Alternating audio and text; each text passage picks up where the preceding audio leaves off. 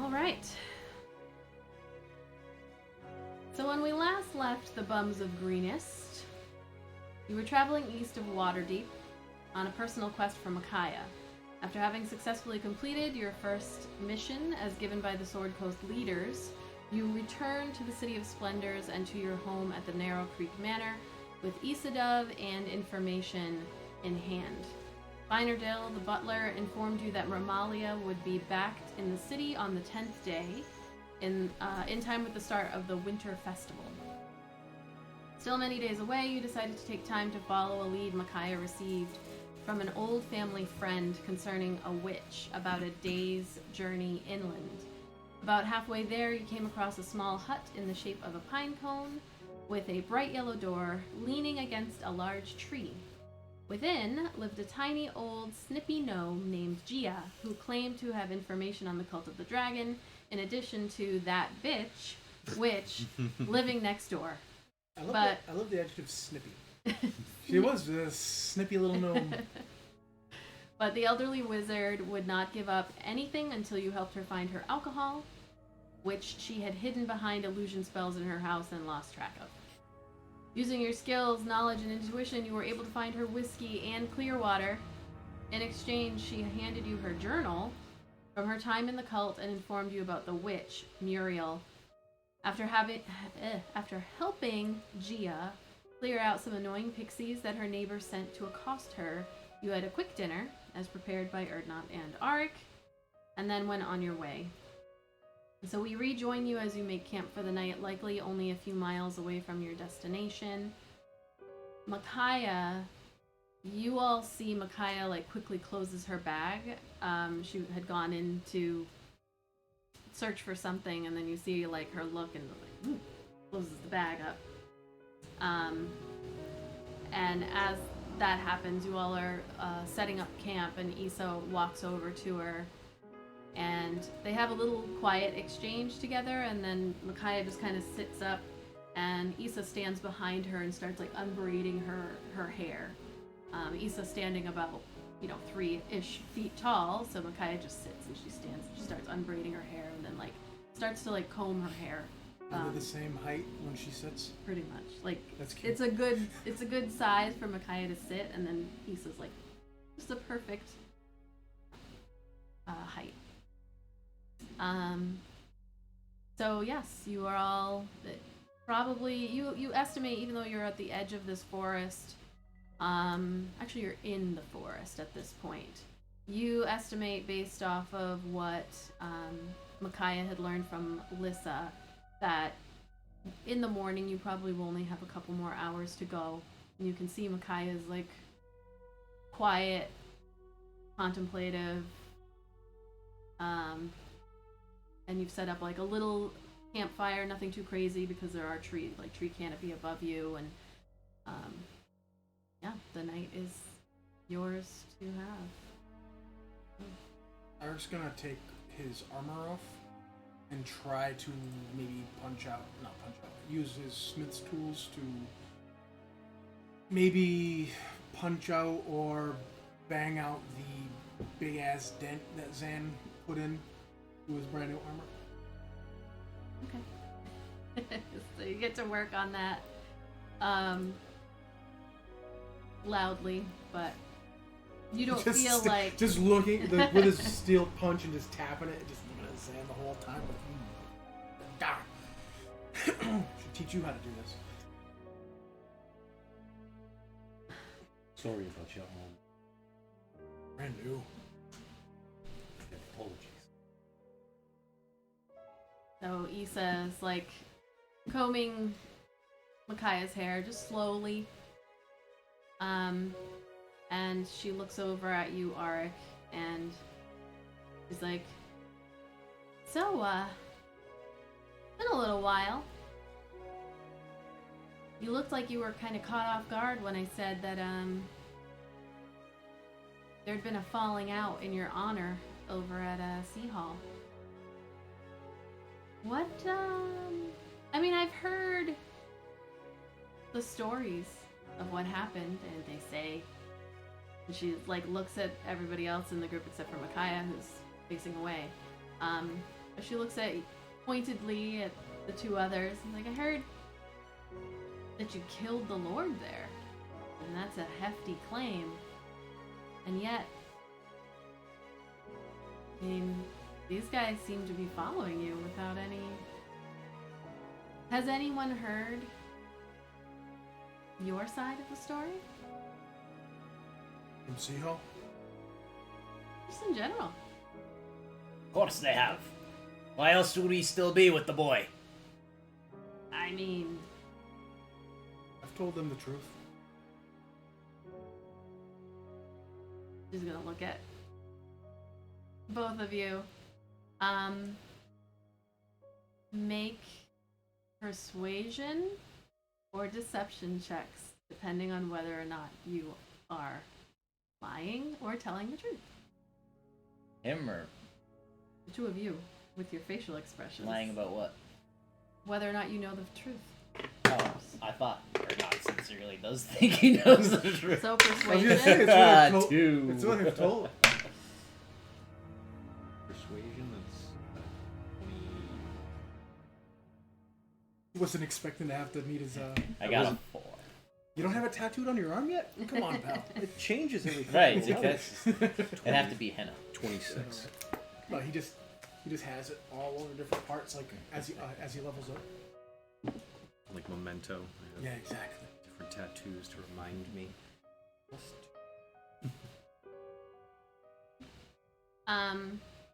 So yeah, she looks at the two of you and she's like, okay, alright. So, what happened, Trogdor? I mean, I guess I'm the only one here who's at a disadvantage, because I've never heard your side of the story. I didn't kill Old Man Amsel. I liked him. Okay. That's very vague. I don't know how he died. But I think his son may have had something to do with it. The only thing to me that makes sense. Why? I'm almost surprised because Issa usually seems to know everything. What? I don't know if she does. I know, right? Just like she already. After everything that had happened, after the battle, army was destroyed. Peter had left during the battle. He ran away. And I don't know if it was cowardice or what it was. But he had gone back and he had told his father, one way or another, that I had led the men, the army, to death. It's not what happened. Proof of that, I'm here. He thought I had died. When I had gotten back, me and a handful of survivors, everybody told their sides of the story in public, and Lord Hammond believed us. He didn't believe his son. His son was proven to be wrong, proven to be a liar. And Lord Amsel, Hammond Amsel, gave his son a public dressing down in front of basically the whole town, whole city. I don't think Peter really sat well.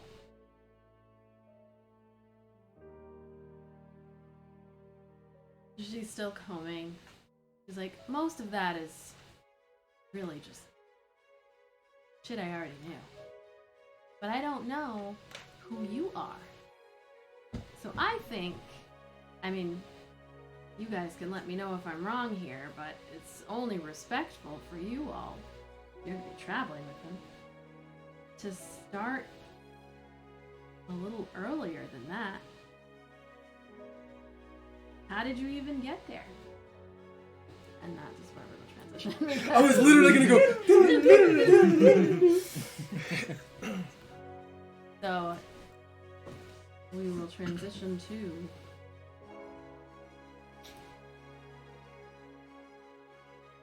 as Aaric looks off, like kind of with a eye roll, into the forest and the Thought this bitch cinema. knew everything. cinema scene, you see his mouth moving, but you can't hear any words. It looks like an old talkie. It's black and white with grainy film. No, it's what's that? Not that faded yellow. I'm blanking on the name. Sepia. Yeah. So, Steamboat, really. You know? so marching. Aaric Fire Song, you sit atop your gray mare, Rhea. Heavy in your full plate armor, you have been marching for hours. So the sense of dread and foreboding that sits deep in your chest has made it feel like so much longer. When you and the company of nearly 300 soldiers left their home of SeaHall, the sun was just beginning to rise. And now it's just peeking over the tall trees and ridges to the west as you journey south in the direction of the Mere of Dead Men. You look to your right, and you see an orderly crowd of soldiers, mostly human, obeying orders just as they were taught, marching side by side. You look to your left, and you see more of the same. So about 10 feet away is a human male, chestnut brown hair with this arrogant swoop, light skin, green eyes, wearing mostly ceremonial armor of the port city of SeaHall. Mounted atop his own snow-white stallion, the rhythmic swaying of the horse's gait makes Peter Amsel look even more pretentious. Isn't it bad that even as you said that, real life me was like, I fucking hate this guy? Like, I really was. Like, I was like, because everything that I know that Adam knows about him, I was just like, ugh, this fucking shit. So he gives a side glance in your direction and then like this slow, subtle rolling of eyes. But no words or really acknowledgement of your presence. He just rides slightly ahead. Just enough to signify his status over you. Just beyond him, you notice a soldier also sitting upon a horse, keeping pace with Peter. The soldier's skin is an olive color and he has very dark hair, appears to be human. His armor is more functional than Peter's, but also his flare, this gold and silver chain secured over the right shoulder and chest, they like jangle as the horses go. A short sword is on his belt and a helmet rests on the back of his saddle. You don't remember him, and yet he seems to have been given some kind of notable rank. And you're sure you've never seen him before. You watch as Peter leans over slightly to speak softly to the soldier, who gives a slight smile and like a nod. And the chains clink as you continue, and the sound brings you back to more pleasant thoughts.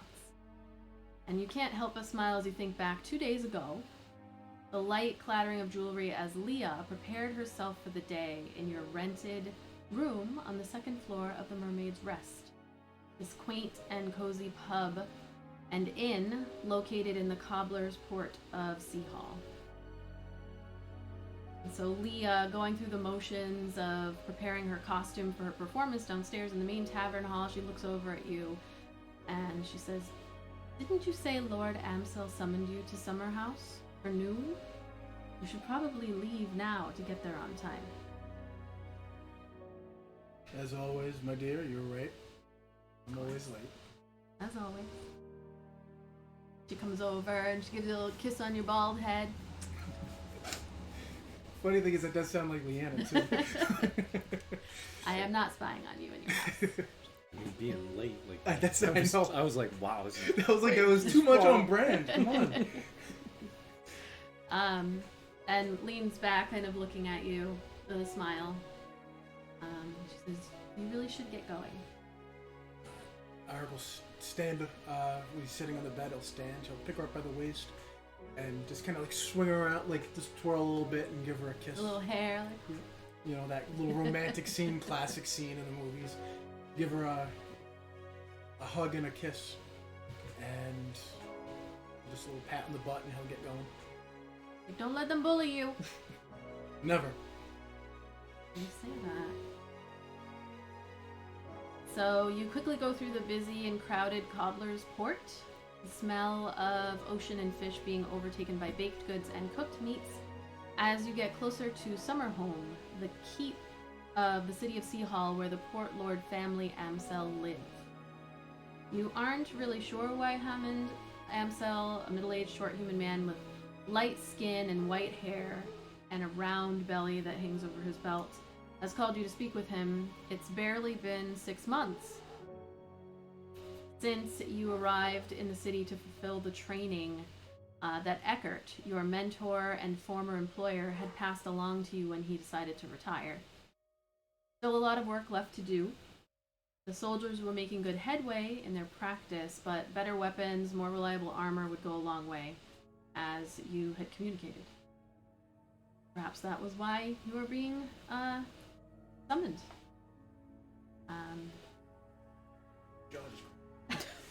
I wonder if that came through on the thing. Ow. Maybe you're in for a pleasant surprise just ahead of the high harvest tide. Is there anything that you would have done on the way? Just strolling like he usually does. Just walking through anyone who... You could tell by the way I walk. Did we all think BG's at that I know, moment? right? So, I just picture a guy with big fur arms, just looking up to the skies. He's walking. just nodding at people if anybody knows who he is. I mean, Yeah, I'm assuming that people do. would Yeah. know who he is, so just nodding and waving. And if somebody's like, Aaric, he'll just little waves and whatnot. It's not like he's a celebrity or anything. No, like that, but- he's just known in the city. He is helping. I mean, the soldiers are all people of the port city, so you see some in their day clothes, kind of walking around with their families. All right, so you continue on. There's a large rectangular stone building of Summerhome that stood in the southern. Fortress just subscribed. 9 months. Holy shit! Thank Thank you, Bearded Thanks. Fortress. You actually get to give inspiration, 1d8 inspiration to the player of your choice. So please let us know. That's amazing. Thank you so much. That's awesome. The large rectangular stone building of Summerhome stood in the southern edge of a large courtyard, Summertown, in the center of the walled port city. A couple of guards, recognizing you, nod, and they allow you to enter. Having been here almost daily since you arrived, passing through to the main meeting hall is second nature now. So you just continue on. There are SeaHall banners, blue, purple flag with a light blue V cone shape, reaching from top to bottom, centered. 2 sail ship silhouettes, both dark green, one large, one small. With the smaller below the larger, they hang throughout the hall, these banners. Immediately entering the brightly lit main hall, there are 2 long corridors that extend to the right and left. Is that unfair? It's not. To dining quarters, to the right, your right, and the barracks. But you continue forward to where Lord Amsel and the others are waiting. A large meeting room with Hammond sitting on a raised, humble-looking throne dais. The others in the room include some of the best-trained soldiers that you recognize. Aaric, young, brown-skinned human woman, only about 22 and already an up-and-comer.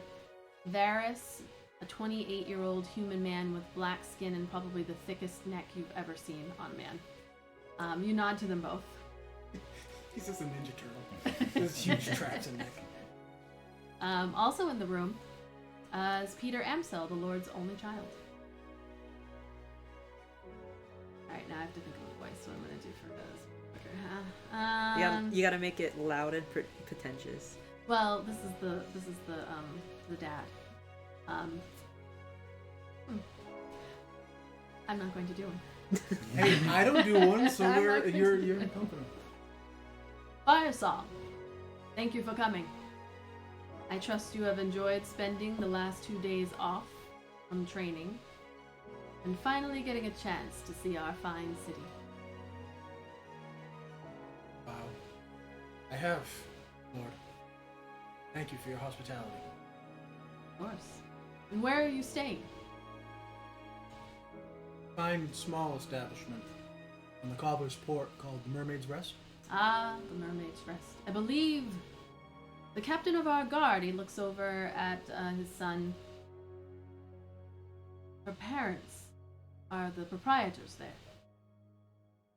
Good people. Have you gotten to see the Spice Walk? I've been through quite a bit of the town. Such a fine area. Very proud. Our chefs do most of their shopping there. He pats his big belly. It's like... So you've been with us for some time now, Fire Song, and I must say, I have only heard good things. Roll a perception check. That's a nat 20. Oh. My first roll was a nat 20, and you told me I was going to blow all my good luck, which I just did.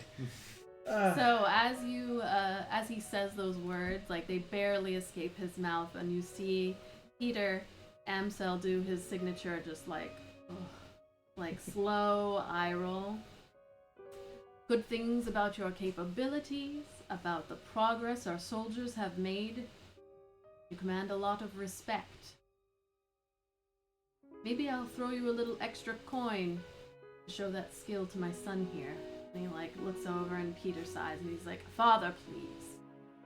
And Is that snivelly enough? Father, please. Daddy, please. There you go. That's the voice. That's Peter now. Daddy, please. Daddy, please. And he gestures to Tarek and Varys, who are in the He calls room. him Daddy. Daddy, no. Daddy, no. And Hammond says, "You're right. You're right." And he kind of waves and In light of this, and in speaking with the council, I have decided that now is the perfect time to showcase the success of the SeaHall military force. I would like you to gather all of our forces and make a grand display of it.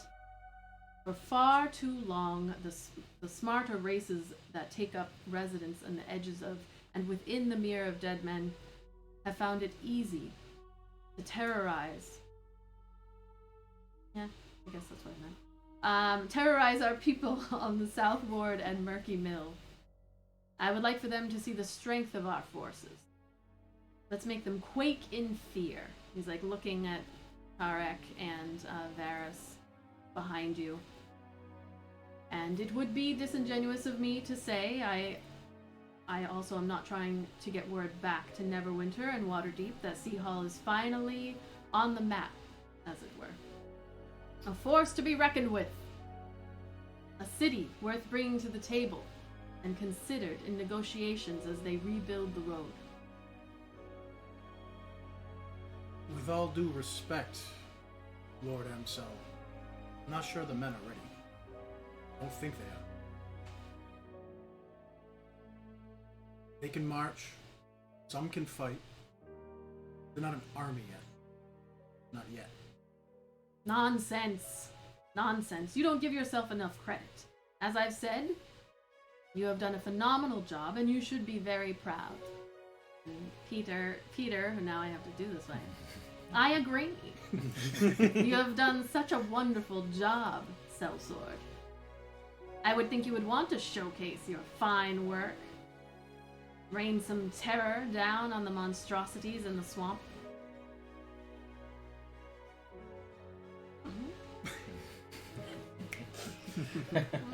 Our armies are made more than just marching in songs and some armor. Need to work as a full unit. Again, I have to implore you. I don't think they're ready. Well, we can agree to disagree. And in that calculation, I come out on top every time. You are the Lord? As part of this endeavor, my son is right, and that one of the goals must be to give him a chance to shine as a young lord of SeaHall. So he will lead this charge. In fact, I would be remiss if I did not acknowledge that this was Peter's idea. He has sung your praises, highest of all. Children being murdered and I was gonna say, I in wouldn't blame her. SeaHall, someone just beating a child. No, Nintendo doesn't turn off for another 25 minutes, so. He has sung your praises highest of all and convinced me that this is a good time as any to make our presence known. And you can see Peter just kind of looks at you and is like, And I make a perception check to see, like, I don't even know. I just want. He just Aaric is just looking. you don't at even Peter. need to make a was perception gonna check. say. You just look over and Peter is just like,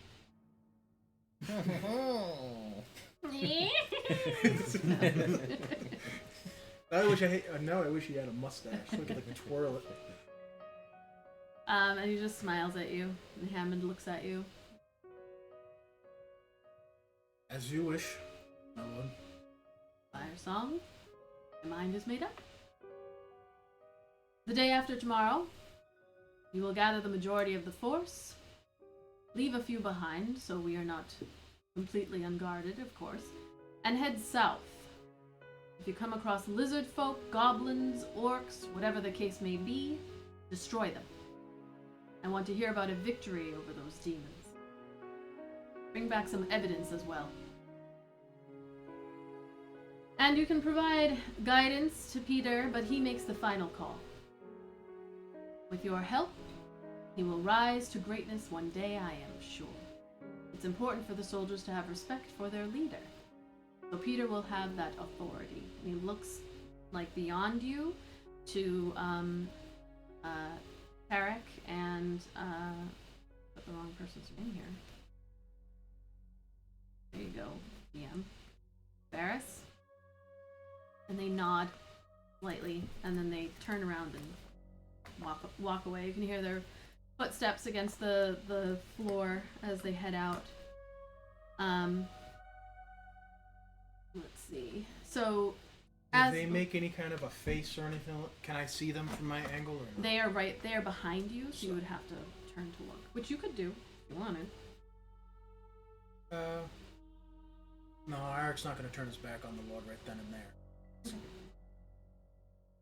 So as they're walking away, you hear this like slight rattling of chains from the far right of the room, like in front of you, and you see Peter like turns his head in that direction, and there is a tall elf with light skin and long, silky blonde hair that emerges, but just barely, and stops in the room. You see robes of purple, blue, and gold, and a golden mantle across their chest, and an ornate headpiece in a circlet that rests on their forehead. Lord, a deep voice that I do not have. They move their arms in front of them and like clasp their hands, and you can hear the clanking of chains and see that several in gold hang down on the floor and appear to like drag. They're very brightly colored.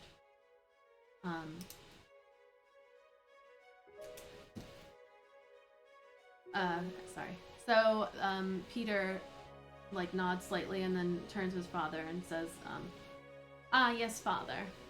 I have a meeting with my own council. And Hammond, like, leans forward just a little bit to take a look and says, Fallon. And then leans back. And you hear... Fallon. With a TH. And you hear this, like, very deep, like, your lordship. Peter begins to walk away, turns his head to you as he's walking, and then smiles again. And then says, see you in 2 days, Elsor, bright and early. And he continues in that direction of the elf, known as Thallon, and as they walk away, you hear the dragging of heavy chains on the ground and the clinking of metal just tapping together. And Hammond looks back to you, and he says, you may go, Firesong. I'm sure the fantastic spectacle of the new SeaHall army will make waves up and down the Sword Coast. I look forward to hearing from Lord Neverember when he catches wind. I will do what I can, as you wish. He nods. The whole time, Aaric's just like, they're fucking farmers and fishermen. So, You exit the main hall, and you return back the way that you came. As you approach the double doors leading out into Summertown, you catch movement out of the corner of your eye. And you turn to see the silhouette of a woman standing down one of the long corridors. Did somebody escape? Yeah, it sounded like an escaping child. It's two different things. Externally, you've been trained to be as steady as steel, but internally, your brain does one of those, Jesus Christ, like internally, and then your heart like just... There's a woman standing mostly in shadow, and it's really hard to make out the features. This long gown, hair flowing over shoulders, light reflecting off of small glasses that are perched on her nose, and you hear this whisper, which I cannot do because it will not be caught on the mic. But she whispers, "A cacophony of chains mark his arrival. Invisible, we are all bound." And then she turns and begins walking down the hallway. Invisible, we are all bound. Yes. And the clink of chains on the ranking soldier's armor brings you back to the present. The present of your flashback. You look around, feeling scared for the first time in a long while. Not scared for yourself, but just looking at all of the soldiers that you've helped train. They're not ready for anything big, not adequately equipped. This was too soon, it was too rash. Your eyes face forward, and you can see that the sun is nearly gone now. And it's quiet. Your regiment begins to exit a large clearing a few miles outside of the mirror. And I need you to make a dexterity saving throw. So it's like that. Don't be like that. Alright, almost critical, don't fail me now. I get knocked out in the very first thing. Ooh, that's gonna be a low. That's an 8. Okay. 'Cause I don't have any like special stuff anymore. I don't have all my good stuff. So it all happened so fast. You hear, actually, hold on, I have a thing for this.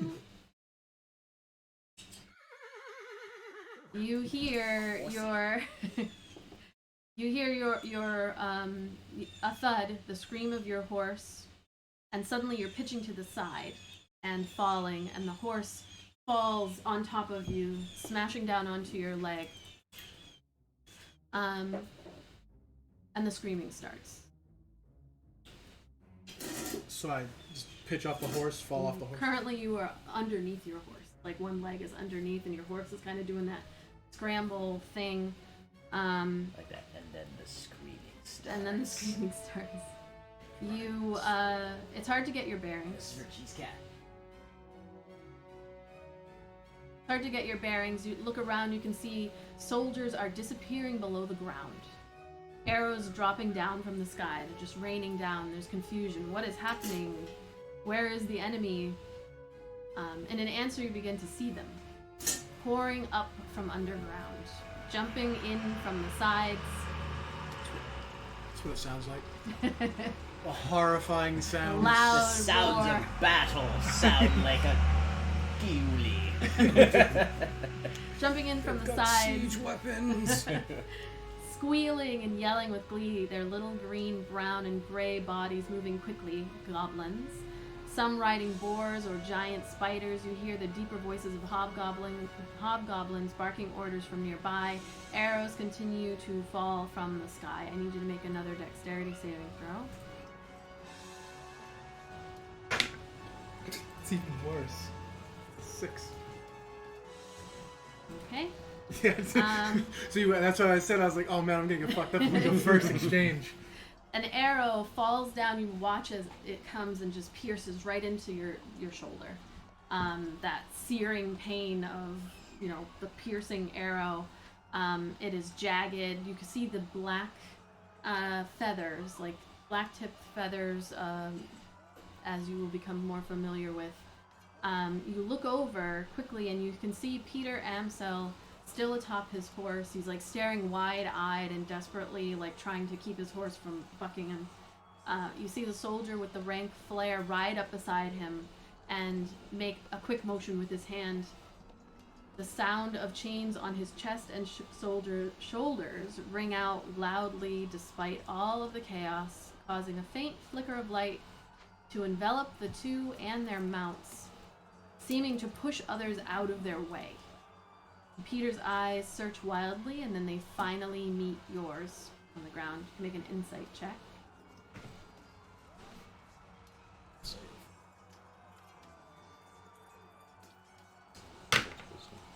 It's a 3. Shit. Gotta get more spin Yeah, on that. I know. I did kind of just. You're like, but it's okay. you gotta love it. You gotta love it.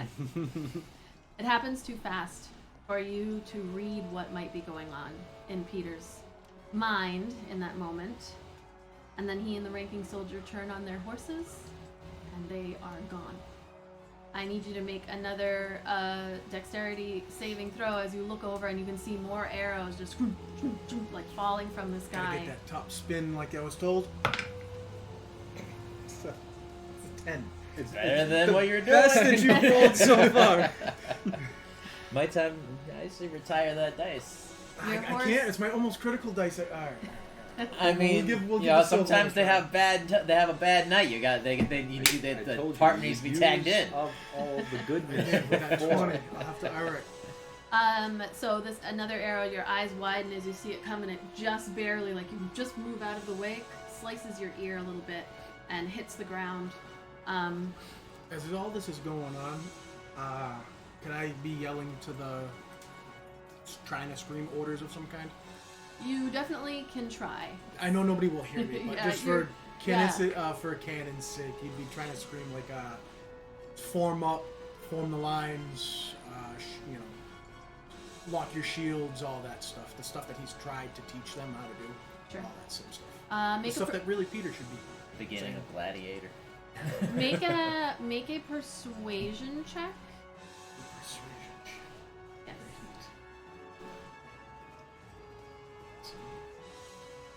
Persuade is meant to. 19 plus 4. There you go. Yay. You see through the So, love on there. I know, and I used the Yeah, metal the one. flippity flippity. Yep. So you were yelling out these orders.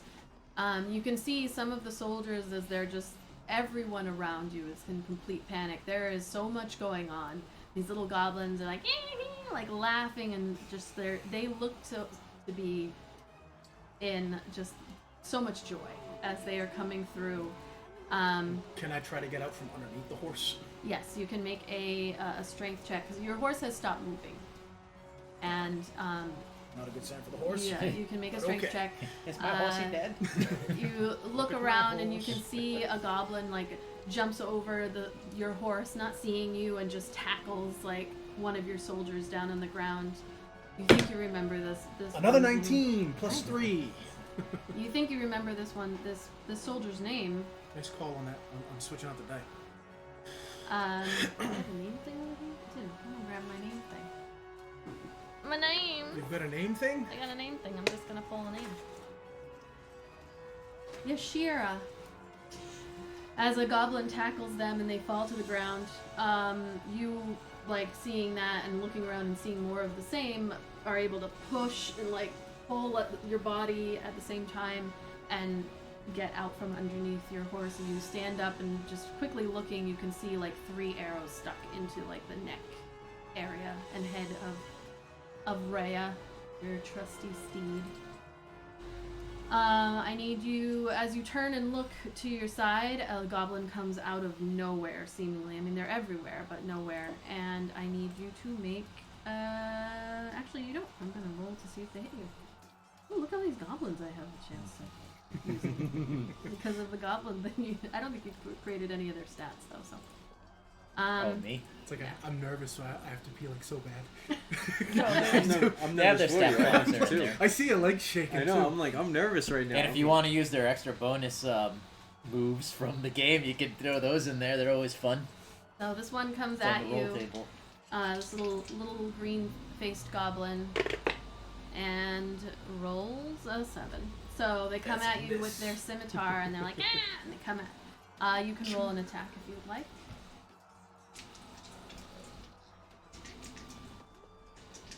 Oh, missed the table. It's 16 plus 5, right? 16 That or hits. 19? You can roll for damage.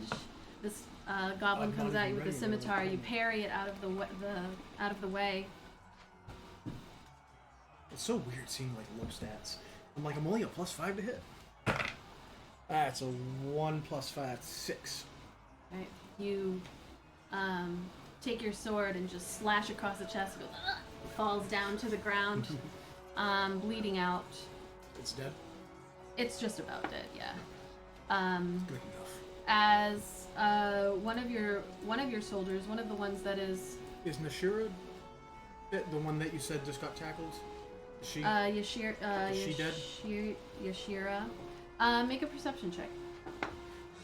If not, if she's not, I'm gonna run over and try to get that one that's on her. It's a 3. He sees nothing. Yeah, looking over, you can see like the direction that the goblin pulled Yashira into, but you don't see them anymore. And there's so many things happening. A goblin rides by on a giant boar that's just like oozing this weird green stuff that flies out from behind it. And as It's just shitting as it goes. I think the boar, not the goblin. Either one. They're all disgusting. As Tarek, the brown-skinned human woman who was in the room, the young woman, the 22-year-old, who was in the room with Hammond and Peter, comes running up beside you. You see like her sword just comes down. Make a d20 roll. Plus 4. Do it up, Tarek. Here. No, Yeah. it's you. Oh, I'm it's me? assigning people, yeah. Oh, okay. I was gonna say like 14. That hits as the sword comes down and slices into a little goblin that was like charging towards you that you didn't see. With so much happening, you can roll damage, which I believe is a d6 plus, we'll say plus 2. 6. As that one comes forward, Tarek and like cleaves it almost in half, and you turn around and can see her looking at you like panicked. This is still, while she has been an up-and-comer, she is still not a soldier. Unblooded. Yes. Yep. Breathing heavily. You are Tarek. What do we do? No! No! No, it's fine. What? So wait, is he gonna roleplay as Tarek? Is that what we're doing then? Sure, if you want. Well, because you said I mean, no. I can, but... I don't know who's gonna. I can do it. That's Tarek now. Tarek's got a sexy voice. I know. You say this all the time. What do we do? Aaric's gonna grab her shoulder, the armor, like just kind of shake her and gather some of the men. As many as you can, form lines. Sir, yes, sir. Do what you've been trained to do. Just Tarek just skips. He said I had a sexy voice. Mr. Alright, Fire so Song as said I you're was standing sexy. there, more goblins and hobgoblins start coming. And coming over these two interesting, like, oh my gosh. Okay. Okay. I should have done a Jurassic Park. He left us!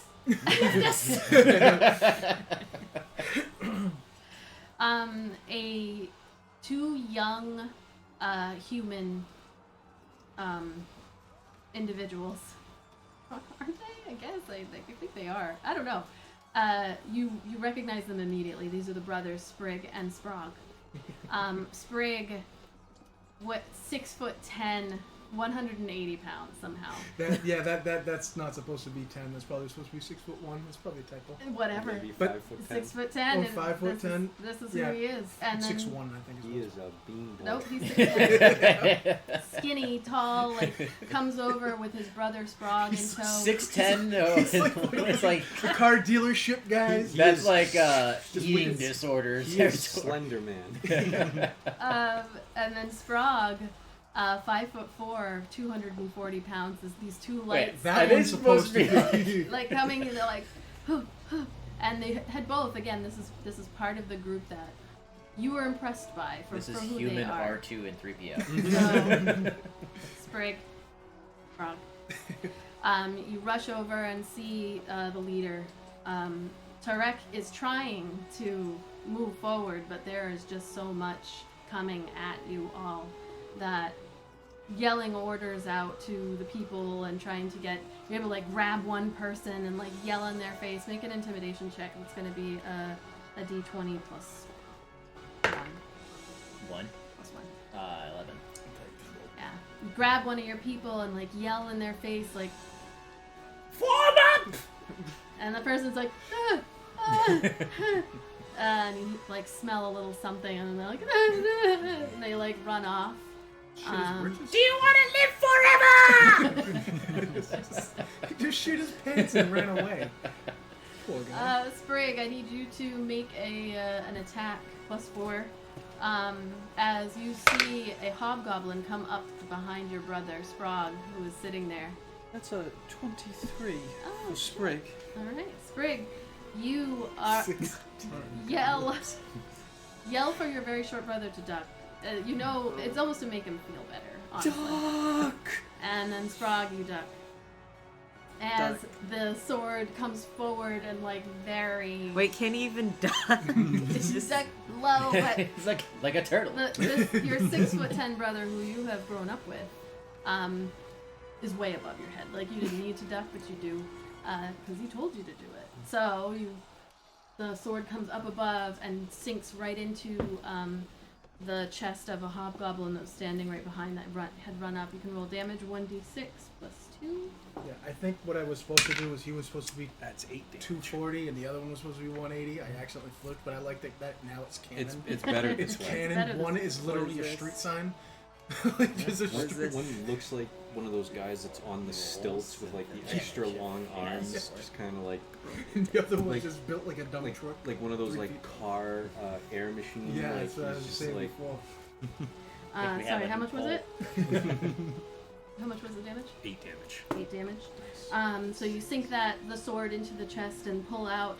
I'm gonna have you make an attack roll. The hobgoblin is like, and goes to attack you. So With d20 love. plus Love. 4. You don't just dump it in. I did. This is as much love as I can give. What did you roll? Plus 4. Add 4 to that number. 7. A 7. Yeah. So you turn around to try to like shield yourself from the hobgoblin, and instead like you swing with the sword. It's not rusty, but it might as well be. It's like very close. And the hobgoblin is able to like take his long sword, which is almost as tall as you, and just like holds, and as ching, your sword bounces off. Now he's going to make an attack against you. Hold on, my little thing here. That is a plus. No, it does not hit. So he then takes his sword and hits your leather armor that you were wearing. But the way that he hits is like the flat side, like just I'll be right back. catches you. Very upset. So upset that he just leaves the battlefield. Yes. So Sprague just got like cricket batted out of the field. Just cricket. Stumbles over and actually falls down onto the ground. I'm gonna have Aaric. You can go as this hobgoblin is standing in front. Another like 3 goblins start running up from the sides. So am I? Not- I'm making an attack on the hobgoblin. Yeah, the hobgoblin is the only one close enough to you at this point. It's 17 plus. I forgot how. Plus 5, I think. Oh yeah, that hits. It's just weird using this again. I got so used to actually using my real character sheet. Yeah. That now, after only a couple sessions, that going back to this is like so ungainly now. Trying to use the phone. And damage 7 plus 5. Okay, yeah.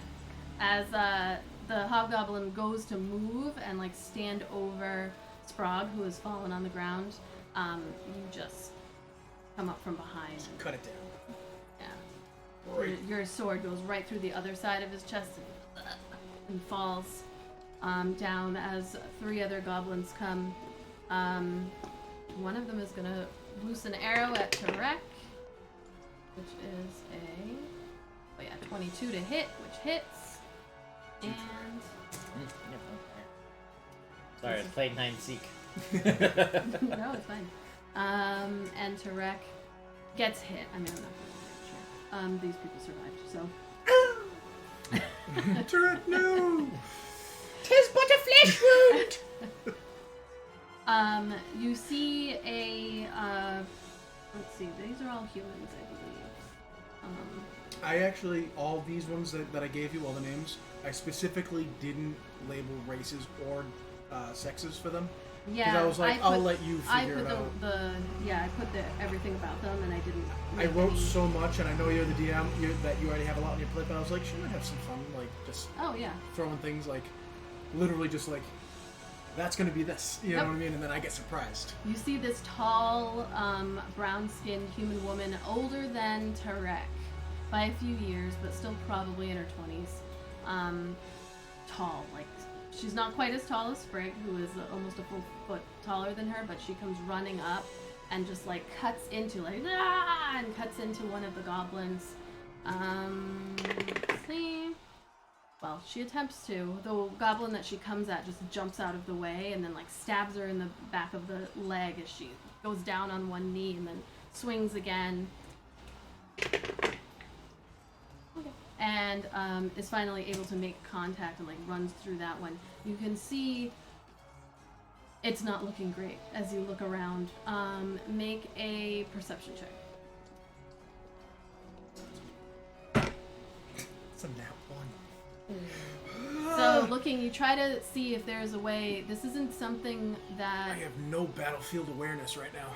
Yes, you're looking around and all you can see is, like, you can see people falling down below the ground, which has you very confused. Like, people are disappearing beneath the ground while goblins are coming up, but you can't, where you're at, there's just so much happening that you can't see actual holes. You can just see, like, oh, like, people going down and not coming back up.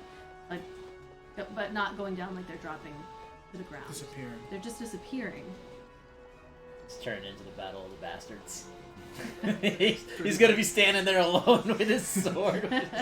Like, come on.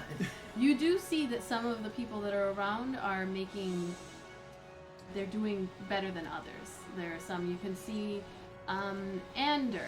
You remember these names because these are the ones that impressed you the most. Young, black-skinned, very, very dark-skinned boy.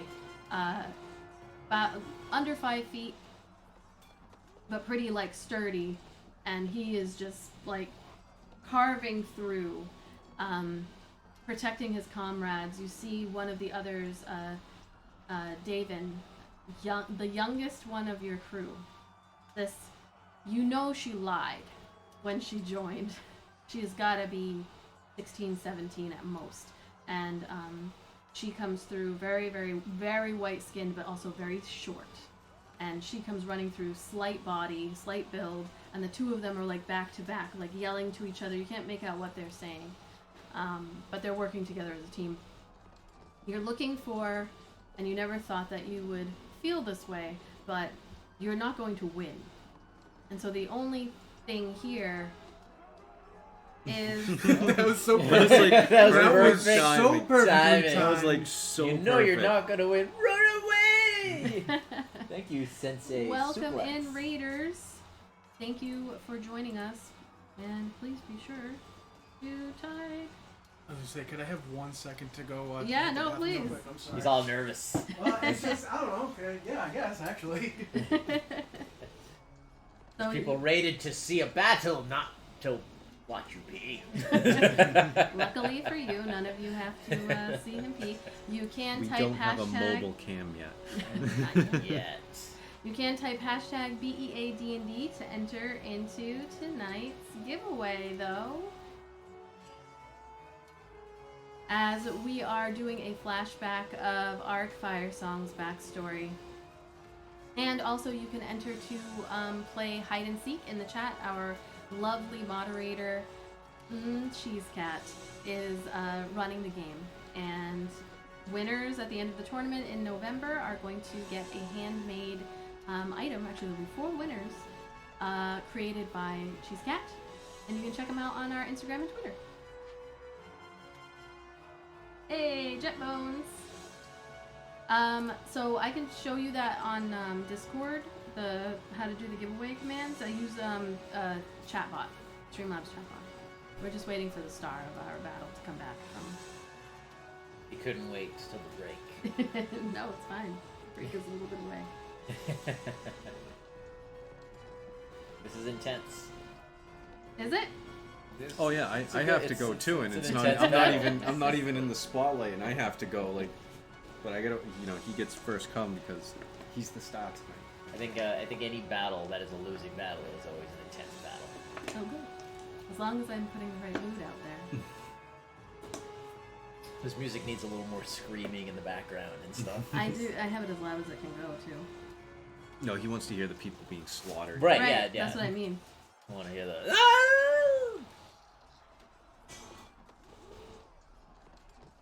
Like they need to do some Braveheart where like you just Why am I hear hearing- hear people going. Why did I, Jesse, why did I hear moaning coming from? Oh. I heard. Did Sprig? I can't believe I messed those 2 weights up. 6'10", 180 pounds. Oh, no, I thought it was intentional. No. I don't think that's humanly possible. I do not think it is. 5'4", 240. How do they even move? I am back, and I need your help. And they want to watch Princess and the Frog. I don't know how to Oh, do that. yeah, he can just cast it from there. So you are looking for a way out. It is clear to you that what you need to do now is escape with as many people as you can. Like, you will not win. You have no idea how many. It doesn't seem humanly possible how many of these things there are, and where did they come from? Like, all of these questions are racing through your mind. But the ability to win this it does not appear necessary. And as you look over, you can see a hobgoblin like riding a giant spider as it is just like cutting through far enough away to not be a danger to you currently, but just like the spider's webbing is like wrapping around people behind, dragging people as it goes. You see its like little mandible thingies like chomp down on someone. You hear this screaming. Oh wait, we got a Wilhelm, right? Oh no, not the Wilhelm. Oh god. Someone just lost a foot. You know? Yes, and it is just looking like it is not great. Sprague, you have stood up at this point, just looking around like your brother is busy, turned around as a little goblin has come towards his legs, and he's like way up here, and you gotta like go down. You can make an attack if you'd like to defend your brother. Alright. I'll try. Nice. Yeah. Plus 8. 4. That's quick maths. I can't. 18 plus 6, 4? Yeah, 22. Yeah, you see this goblin coming at Sprig's feet, and you like just take your sword and like roll a d6 plus 2 to see the damage you get. So what? That's excited. this? The regular one, yep. Oh no. A 1. Yeah. You are able to like pin down the leg. Sprig, you can make an attack on this goblin that your brother has like crawled up and like and pinned down. Like, you hear a little scream come from it. What's that plus? 4. 10. No, so you like Well, is it slice it's down. pinned down It is pinned to down the ground? So Yes. would it have disadvantage on it? Yeah, it's kind of prone on the ground, so you have advantage. Sure. Yeah. 14. Still, as you do this, like it like guards against this sword coming down towards its head. It is going to try to slice back at the one who's pinning it to the ground. That is a 19 to hit. So, Sprague, you take a sword right into the shoulder, and hold on. Tarek, you see the brothers that you know to be very good fighters. Currently engaged with just one goblin, but it is like, you can make an attack on this goblin. It's like the last Tom Cruise from The Last Samurai. That's a miss. It's like the one most powerful goblin in existence. Another one comes and jumps onto your back as you go to try to run and grab it. It's going to make an attack on you. Stone Cold Stunner. Yeah. And you do. Like, it goes, has a little dagger, and it goes to try to stab Tarek in the neck, and you just... Just sit and bang, Stone Cold Stun. You hear glass shatter. Pull a beer out of my armor. It's like, hell yeah! Throw him into the crowd as you fall back. Aaric, It's supposed to be like a serious battle, and all I want to do is make jokes because I'm nervous. Why am I nervous? I don't know. I know my character can't quite die. what are you doing right now? All this is going on within his eyesight. Yeah, so everything, like, there's so much. Just everything's going on. There's so much going on, yeah. He's gonna. I'll try to call. He says he can't. He knows the situation's untenable. I'm not gonna win this thing, but Aaric's been in enough battles to know that if you just run away, that usually becomes a rout and people just get cut down. More people die that way anyway. So he's gonna call for a fighting retreat. Okay. And try to. Is there any like slightly higher hills or like what's the terrain like? The terrain is mostly flat, which is why you are so... Why you were immediately very uncomfortable when you emerged from where you were coming from, and then it was just like this flat... You could see the mirror off in the distance, and the sun was starting to go down, and that's when your stomach started to be like, there's nothing here. This is a killing field. Right. And it just, there's nothing. There is nothing. It is flat. We'll call for a fighting retreat the way we came, I guess, if it's like towards trees, any kind of cover whatsoever, just anything that we could use. Heading back the way that you came, there are hills off in the distance, and trees and like little patches of wood as you would head back towards SeaHall. So make a persuasion check. Or intimidation, I guess, depending on what you're going for in terms of getting your people to listen to you. they really need like a leadership check.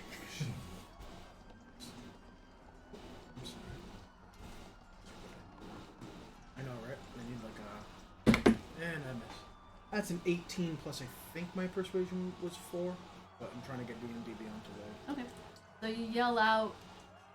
What do you yell out? yeah, plus 4.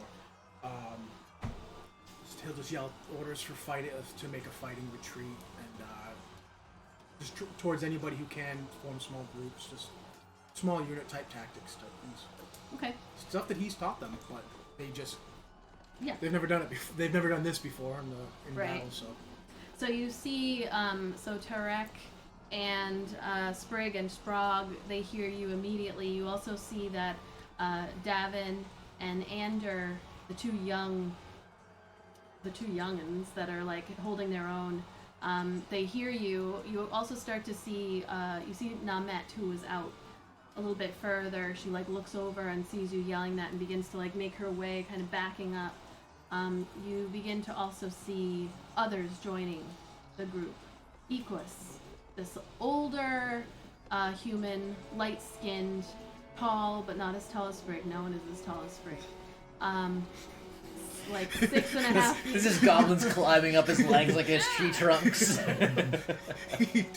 But you are a very small thing. Is it from Lord of the Rings. Yeah, I was trying to remember which one. The end. You see Ander and Davin begin to make their way over to you. Bratham, who is another like middle-aged guy, human. All of them are humans in this group. You racist. well, most of them in the area, as far as you can see, are humans. It is a mostly human town, city.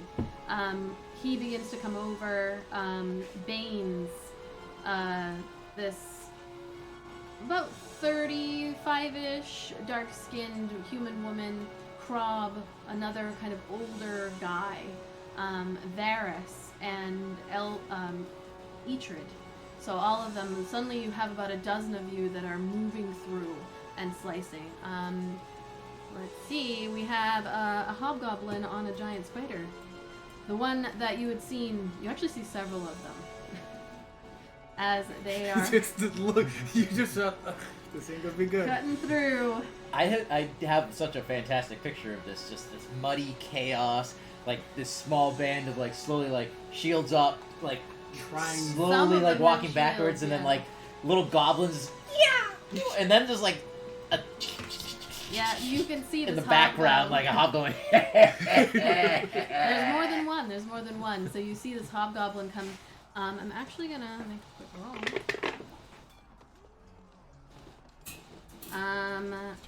A couple of Oh, dude, arrows. I'm invested. I'm ready. He's over here. I see his legs bouncing. I'm Oh like, no. intense. A couple of arrows, a few arrows actually come out. Oh, that's pretty good. From the direction of, like, from all around towards the, as you're yelling out orders, towards the hobgoblin. And, let's see. So yeah, this whole time Aaric's gonna be yelling out orders, just desperately trying to rally these poor pricks. Make another persuasion check. You see two arrows come and sink into the just below the where the armor. Like one arrow comes with like ricochets off, but that hobgoblin on top of the giant spider, like two arrows come. And he's like ah, ah, and then the giant spider, just not paying attention to its rider, clamps down on somebody in front and just like shakes them. Like you. It is not a very pleasant sight, as it's not like, you know, a dog biting down and kind of shaking. It's like these two large claws, like mandibles, hairy, and Starship Troopers. at the end just sink into somebody. You hear this horrible, like, crunching. Not even any screaming from this person as it just gets flung to the side. Starship Troopers is the perfect, like. They are called the Arachnids. Yeah. That's, well, but that made me like actually shudder. I listened to it and then you say that I'm like, when the thing takes it, when they have it in the laboratory, The Battle it's of the cow. Clanfatu. You said a persuasion check? Persuasion to keep people with you. It's 15, yeah, because it's +4. Okay. Sprog, you can make you remember that you have a bow, and Oh so my you're gosh. like, and you like looking at that hobgoblin on top of the giant spider that's closest to you, like you think maybe you can hit it, so you can roll a d20 again, plus, we're gonna go with a +3. Nice. Say it loud Say it for the louder. microphone. What is it? 18! There you go. 18. Yeah, strong 18. So you let loose and the arrow just goes flying. I'm gonna have you roll a d6.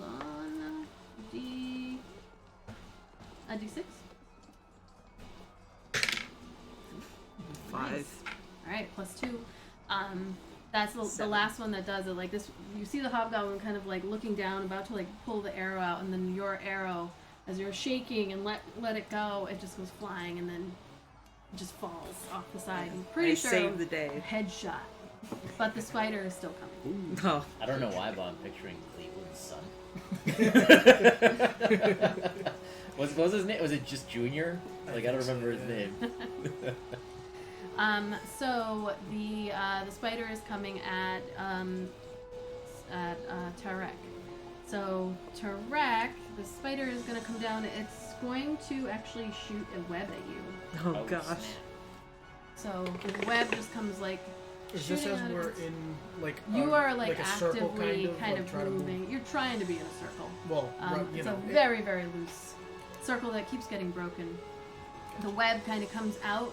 You're able to duck out of the way as it shoots past. Let's see. Equus, who was standing just beyond, also like yell out something like, Win! people like duck and look, and Equus is like, oh, ducks down. Does she have a dagger she can throw? Yeah, you got a dagger. You got a couple daggers. Does she have a shield? Or some of you have shields and some of you don't. So I guess that depends if you want her to. She could have had a shield and dropped it. Like, well, that's why I was like, oh, I'm gonna throw something at this bow. Has a shield, but you, like, Sprague lost their shield. Yeah. She didn't lose her shield. Okay. Certain amount of Go pride ahead. in your voice on that. So you're throwing a dagger at the spider? No, because I would have to put my sword down in order to take out a dagger to throw. So, Throw your Yes, your right. sword instead. so you don't throw the sword. No, just like so she just. All right. So the spider is coming out. You can make an attack on the spider. It gets like right up to you. Oh! Is that a nat one? How I had the was gonna love say- on that too. I was Whoop. gonna say, And that was It's a a 2. two. I was gonna say how far. Unfortunately, from that one gets Aaric- retired You tonight. see where love gets I you. would say not within. You'd have to like run towards it. Like it's not right within. But obviously this is fluid, so you can do that if you want. But I need. Actually, I'm gonna make a couple. I need you to make a dexterity saving throw. Me? Nope. Aaric.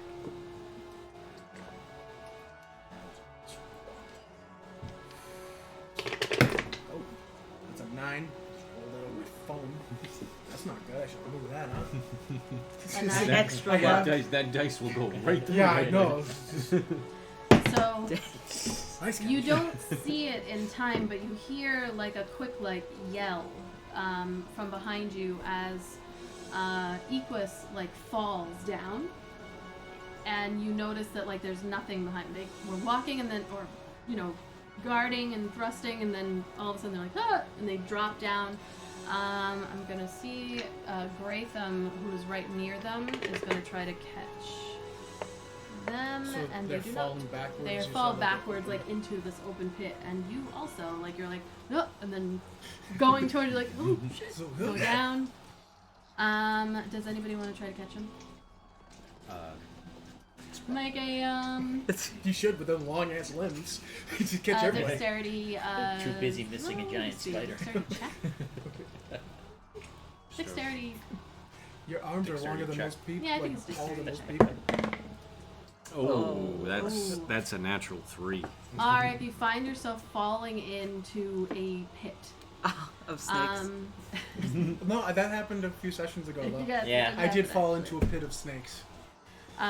You fall into a pit and it becomes like instantly dark, like, and you hit the ground with this loud thud, and you hear like something break inside, and you feel it. You're just like, oh. As you hit the ground, it is not a soft landing. There are jagged rocks sticking all around. You can see, like, looking around, you see other people falling in. You can see goblins, like, running across it. Skittering. Make a perception check. It's an 11. 11. It is really dark in here. The sun has it was already going down when it began, and so falling into this pit, you don't have your owl glasses at the moment. Not yet. You haven't gotten them yet. You don't even know they It's exist. just a twinkle in our eye. Owl glasses. Someday I will see in the dark. But looking up, you can see that you probably fell like 8 feet or so, 8 to 10 feet. It varies. A goblin comes running up, laughing, just maniacally. Can I see? Does it look? You said it runs up, so it didn't fall in. So it's underground. So there's It popping is in and out of tunnels. or looking holes? around. You can see that like it appears to be a tunnel that was just, but it's not like a smooth tunnel by any means. It's just like a makeshift jagged. There is debris that appears to have fallen. Like, you're not a stupid person, you can tell an ambush, and it looks like there was this big open. It looks like this tunnel goes for a while, and it was covered up, and then just as you marched forward, Wait. they popped out. People fell in. It's like an intentional thing. But I can so- see them. What I meant was that I can see them coming out. You said one was coming. They're running Yes. like along it, like Oh. they're in it still, and then there are people falling. You see one goblin like jump on somebody who just fell in, and like is doing that like shaking kind of like I love goblins. See, it makes you think of- Especially after playing the Goblin game on Tuesdays, playing as the goblins, I fucking love goblins. It really does make me think of Goblin Slayer. You see Equus, who's over on the ground, like getting up, and looks over and sees you and starts like, running over to you, and he's like, "We've got to get out. I can boost you." And he's gonna make a. Aaric would insist that he boosts him out first. Okay, make an athletics check, and he's like, "You're hurt. You're hurt."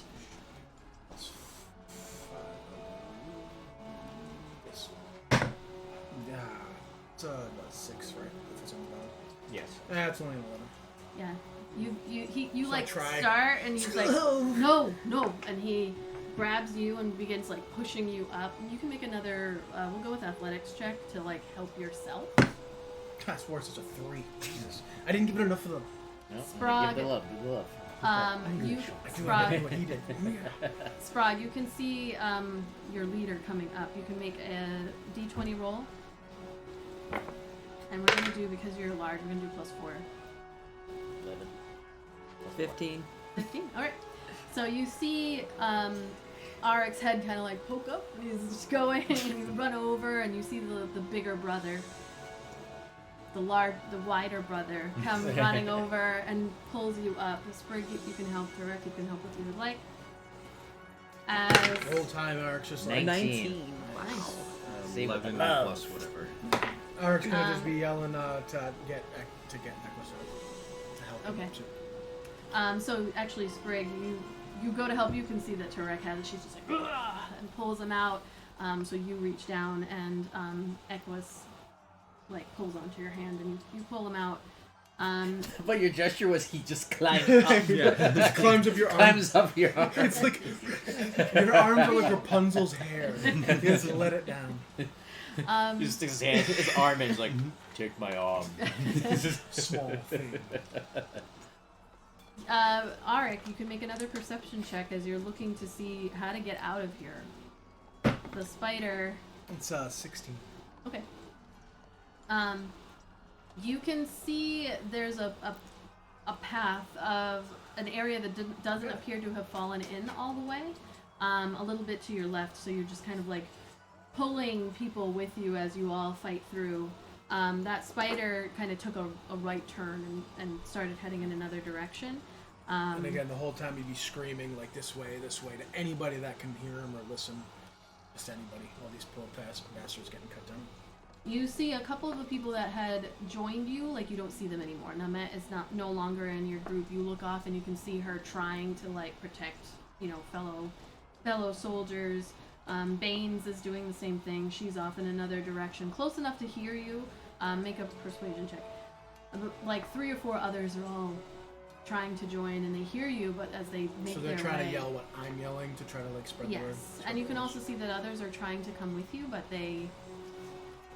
it's almost like they let their guard down when they hear you, and then they get cut down as they start heading in your direction. Oh no, I'm killing them. I'm not killing them. That's called.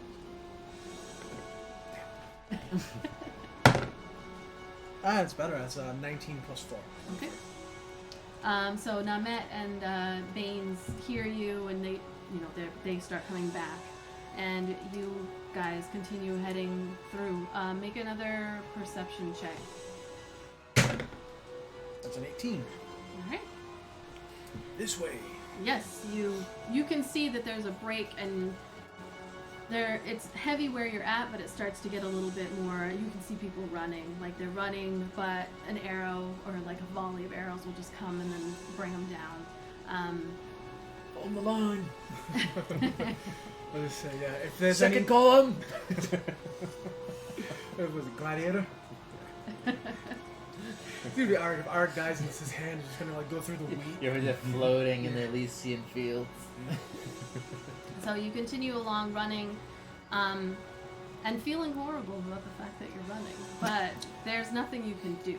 You know that there's nothing that you can do. It's done. This is done. You do not see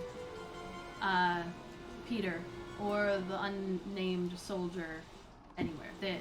And you recall as they went, like, you almost feel like there are breaks because when they started running, people got pushed away from them. Like, that light that enveloped them for a moment almost seemed to have a force. Like, it didn't matter who it was. Anybody who was within a couple of feet just went like, woof, and got pushed out of their way as they went. But they did physically rode away, yes. But you don't see them anywhere. And now it's getting too dark to see. You know the direction you need to go, but you can't see anything in that direction anymore. So as you are running, another hobgoblin is going to try to break through, and is going to try to get through Tarek. Nope, that is a 10.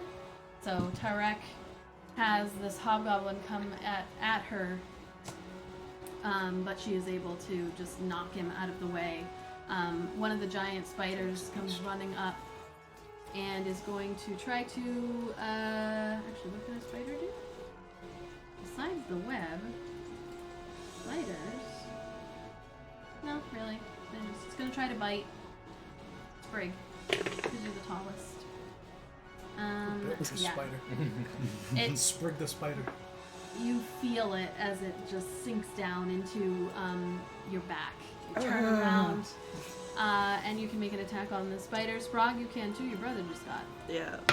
How far would Aaric be from it? Oh, You can move forward and get to it. 14 plus 4. 14? 10. 10. One of the legs. 15 for me. Okay. One of the legs just kind of, you go to like hit one of the legs, but it's too tall, and you're like, ugh, and it is out of the way. But Do spider bites do do poison damage? You will have to make a Constitution saving throw, yes. Mind the teacher about the homework over here. She already said that we all live. Yeah, this is part of the It's dozen. 5 damage and Okay. a I'm con just save. curious. Yeah. Almost didn't make it. 12 plus. Okay. So Sprig feels the poison begin to like course through, but is just like, no, and just I'm through it. Yeah, the poison just goes pushes back. through. Clenches his thigh muscles and poison squirts back out. No, I was gonna say you have the blood pressure because like a giraffe's doesn't pass out because it has super strong Yeah, muscles around his neck. He's just too tall for poison I was to gonna say, affect your him. blood Yeah. pressure just squirts it right back out. yeah. You see like the green ooze like come back out of the just like comes out the. This is the, all canon. I love this. Like, Sprague unfortunately is not able to hit the leg, but you can roll your d6 plus 2. And did you already roll? Yeah, mine's a D8. Not a D6. Oh, sure. I don't know. Yeah. I was gonna say I don't know No, if I the was supposed to be D6s are for dealing the a deal NPCs D6. here. It's an 8. 8 plus was it 5? 5. 8 plus 5. 13 plus what was yours? 5. 5. Okay.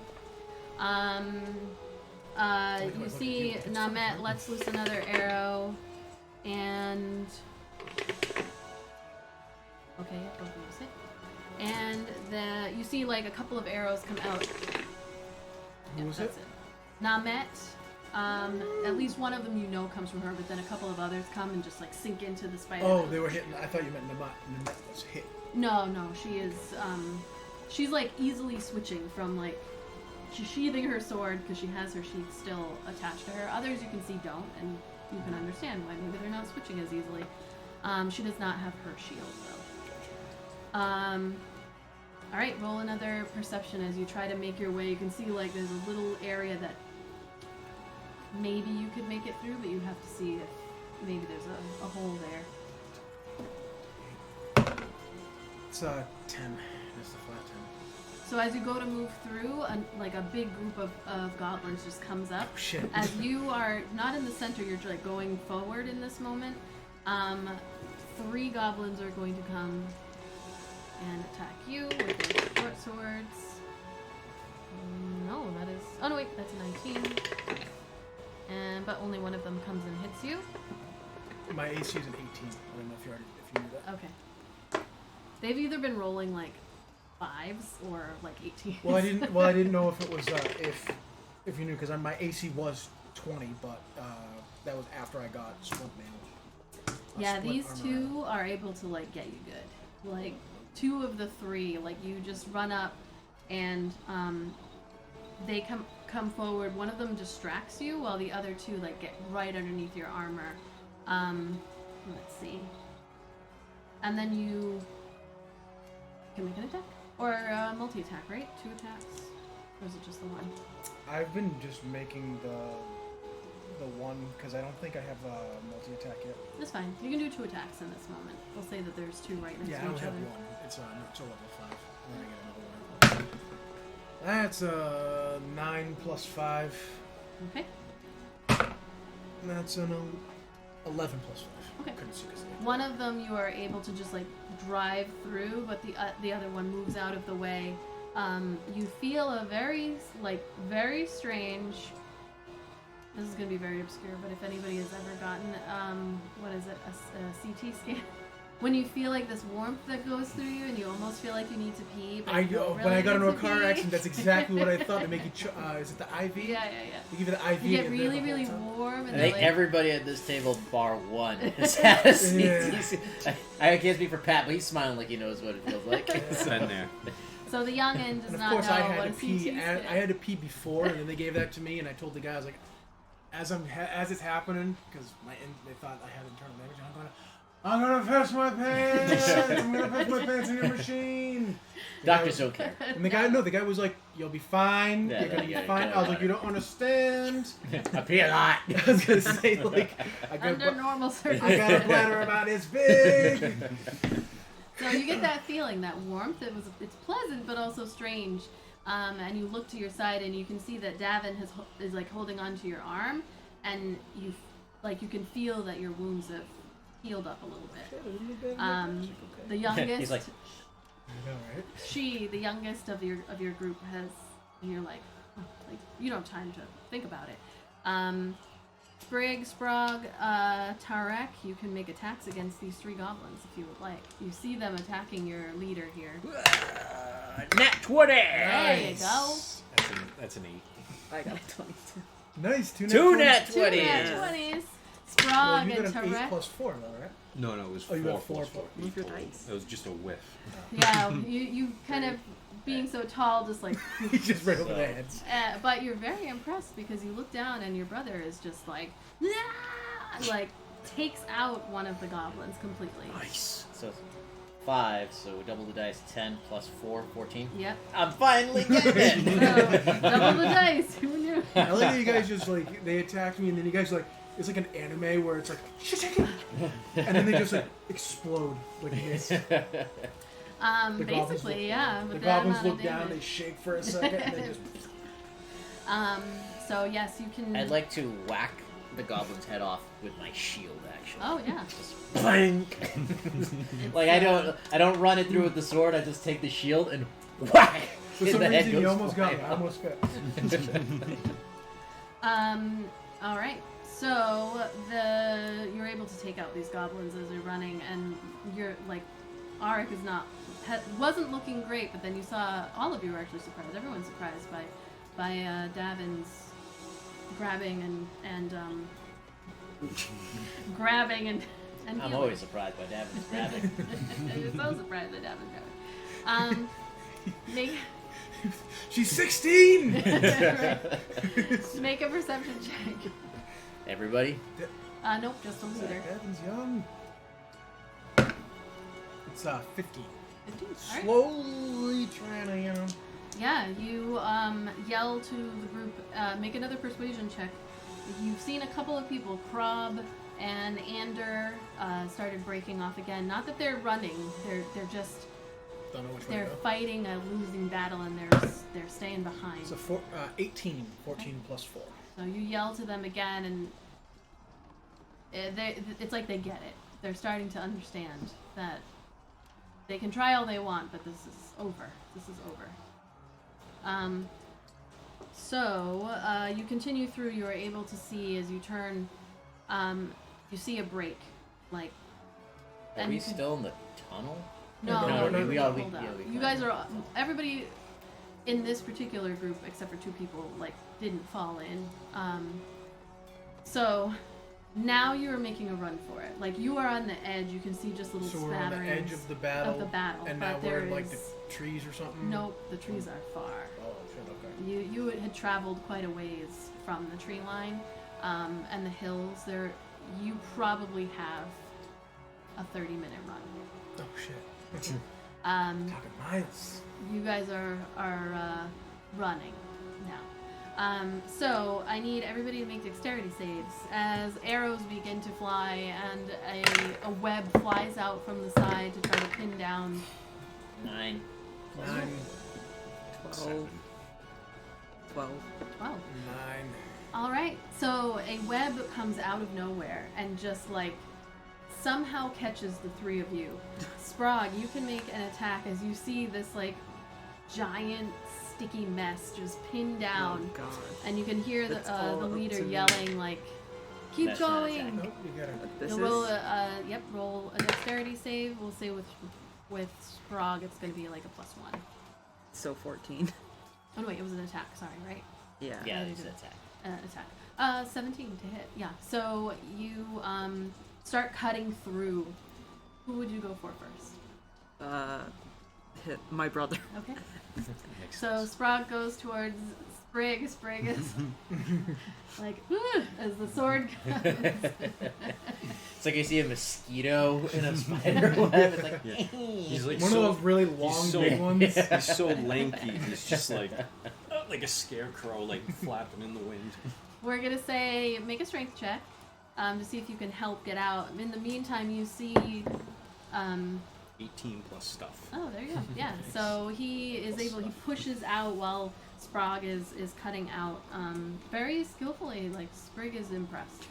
Like everybody had been making fun of Sprague a little bit just because he is like short and big, but he can hold his own. There's a lot of muscle under there. Yeah, Promise. yeah. You can see that Varus and Equus, they come over and they begin cutting Tarek out of the way while Baines and Krob are like throwing arrows, throwing them whoop, after the goblins. Tarek, you are able to get out if you want to try to cut out the leader. 18. Nice. 18. I lost my shield though. It's still stuck in the spider Yeah, web. the shield is gone, and a I goblin. take out the other dagger. I got my knife and a dagger. A goblin comes. Oh no, is only with a 3. Is Falls like- on your dagger. Cutting him out. It's like, whoop. yes, that's canon. That goes into the songs. You can make a strength check to see if you're able to get out right away. While a let's see, That's a 9 plus 5. All right. Yeah, that's fine. Is that a strength or an athletics? Straight. Yeah, I'm sorry. Then that's an 11. Okay. I did athletic. I'm so used to having my other modifiers. Oh yeah. No problem. 12, 9. Oh yeah, 12, not an 11. I'm sorry. No problem. Short math. I'm getting tired. So you're just barely able to help. Like you're getting tired, and even with the healing from Davin, you're still like you took some hits. Like So, you, said healing something, is. you said earlier something broken. Like I felt Oh something. yeah, break you have like a inside. broken rib of Oh, some okay. kind. So Tarek is able to cut you out, but not before you watch, because you're kind of like pinned down in this weird way, as you watch 3 of your people, not the ones that are in this group, trying to fight against this giant spider, and it's like your eyes are just locked on the scene of these 3 farmers turned soldiers, as like one human woman is like trying to stab up underneath the belly, and a leg comes and just tears her in half. Another is trying to like get their friend out from the mandibles of the spider, and just again like thrown to the side, and then just like as like the mouth comes down.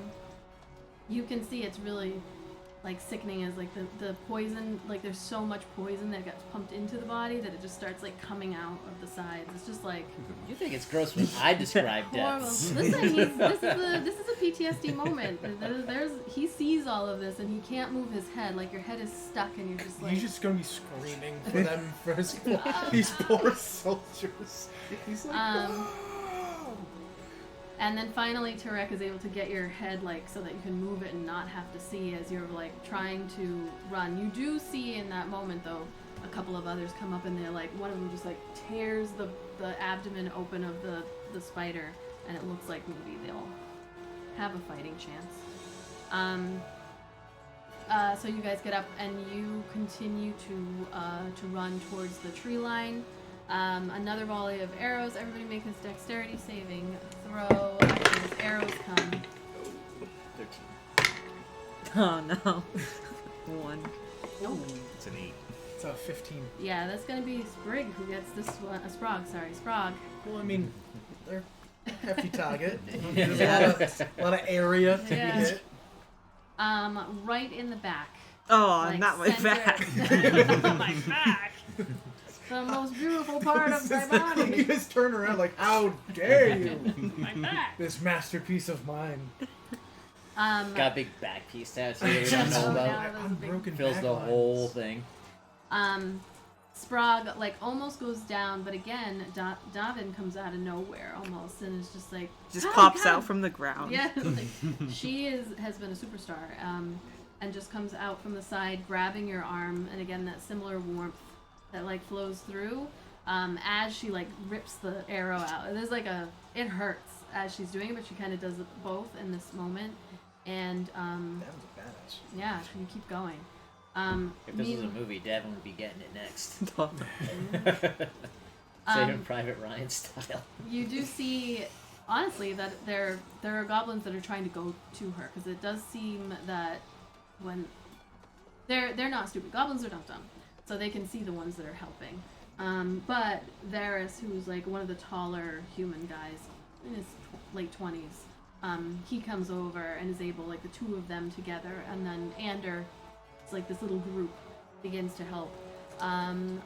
Everybody make, as you are now running, make a, shit, what would this be? I No, don't you're even know just, what you're you're trying to running, See if we don't Constitution. fall. Keep yeah, up with yeah, speed. Constitution. I don't know why I couldn't come up with this. Constitution check. 16. 10. 19. 5. So me and you fucking hustling. Yeah.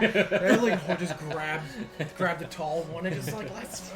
Or Sprig and Davin. Sprog are kind of bringing up the rear. Ooh, that is not one for... I'm just puffing as I'm running. Yes. I mean, you did get shot in the back. Like, who knows what organs. The healing helps, but... in slow motion. Long, lanky Oh my body. god, I was thinking of like Attack on Titan. No, he'd be like, I know. That gave, you know, Attack on Titan, because of that, all like the weird stuff, like the people getting killed and eaten, that didn't bother me at all. It was the movement of the Titans. Yeah, no, they're... And like that horrible. weirdness that they have, like they Yes. unnatural. we need to get back to that. That's the Yeah. only thing that weirded me out about that show, and it gave me nightmares. It's literal horrible. Nightmares It's really for about 3 upsetting. days. No, Sprig's not that bad. That's not nice. just naked No. running. Because then all the goblins would be afraid of me as soon as That's our last ditch effort. It's like we just strip him naked and point him at the goblins and he just runs at them. We're just like, ah!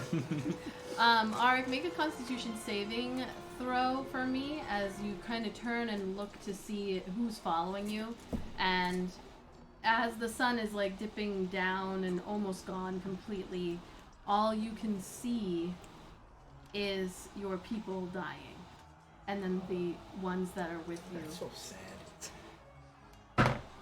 16 plus 4 is 20. Okay. You're able to keep it together, and It's not like show people. not show the people that are with you that you're like taking it hard. And you continue running towards the woods. It takes you many minutes, like the longest 30 minutes that you've ever experienced. Yeah, Aaric's definitely got like that old pollution commercial where like the Indian with like the one tear. It's going like you're running, it's streaking back. Yeah. It's just the wind. It's just the wind. A singular tear across his face. You finally make it to the edge of the tree line, and you all just run in together. Like the leaves and the branches are smacking against your face, like clawing against your hair. Not yours, but as you're running through, like the leaves are like scratching your face, tugging on your clothing.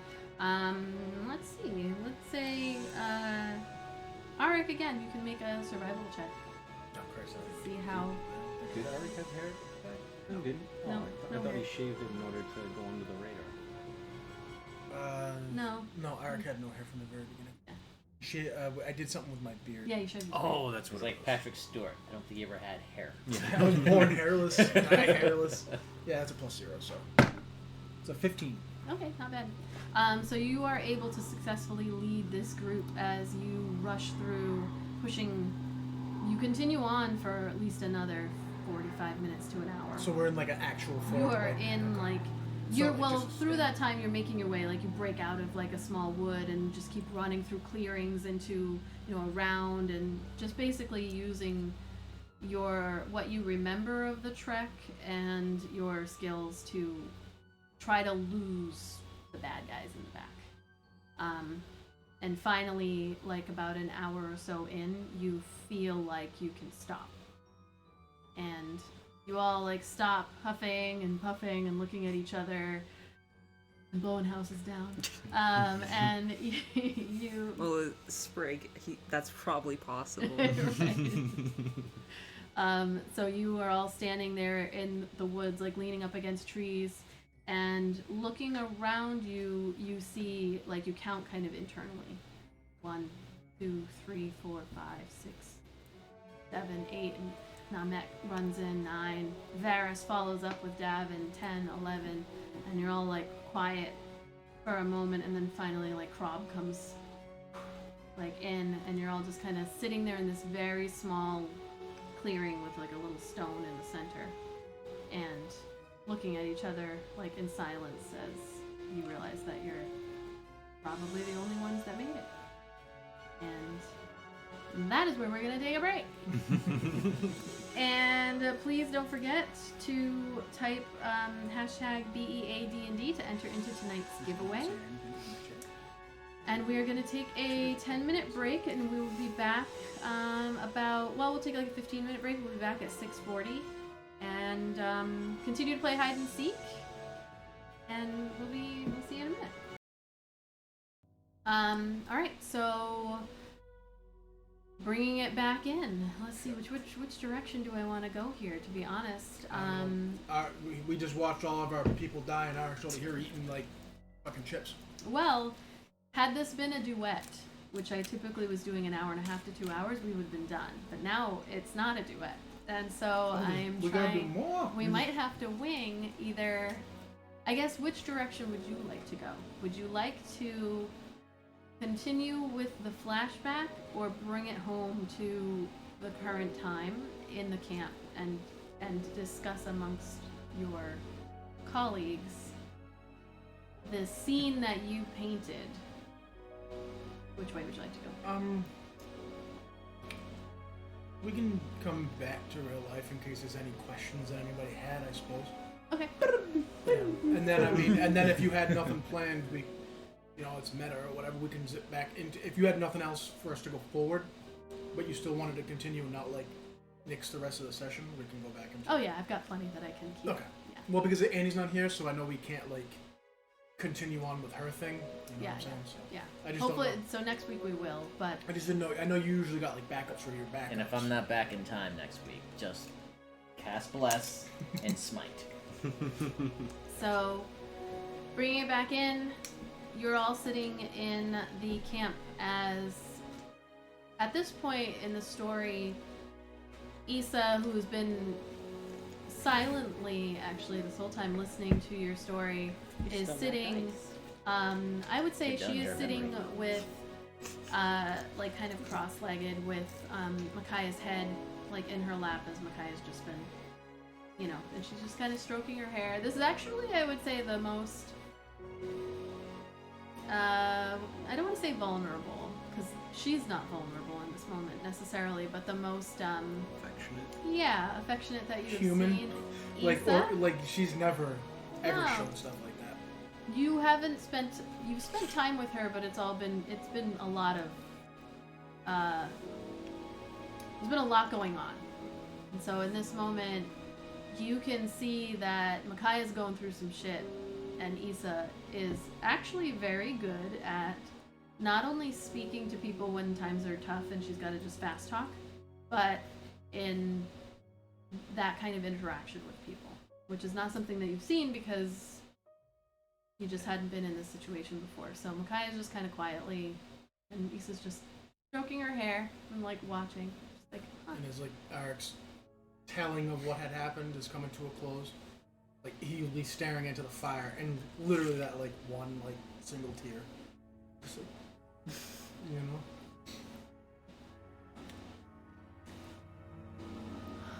So That's that. that's how it went down. So, yeah. So Issa kind of looks at the two of you. Dreadnought's been cleaning the pixie dust off of his short sword and his axe from the previous battle. Sounds like you were set up to me.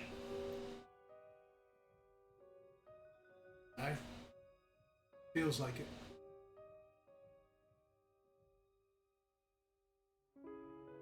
It's rough. Aaric Fire Song. Peter blames you.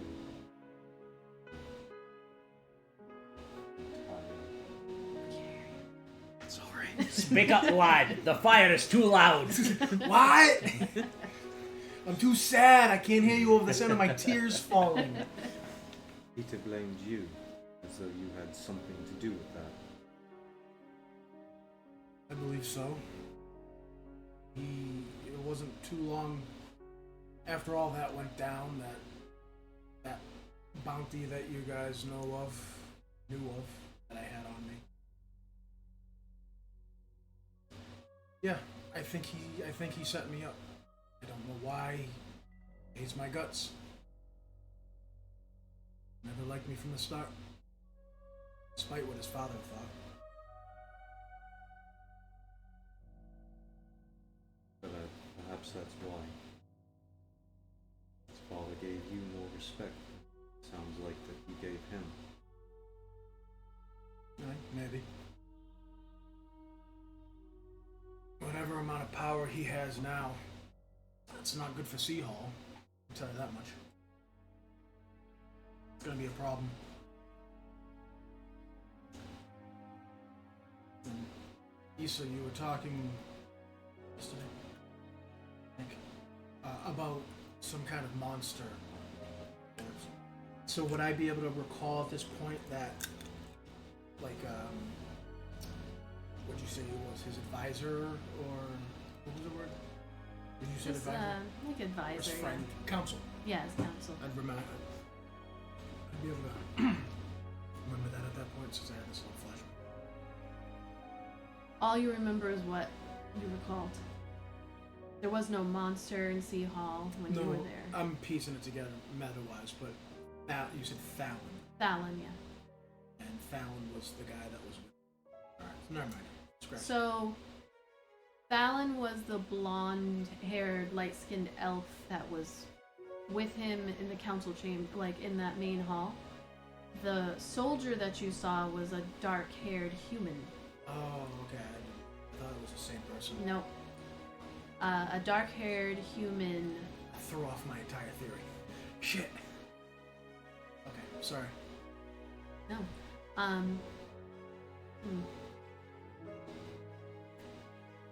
Make an intelligence check.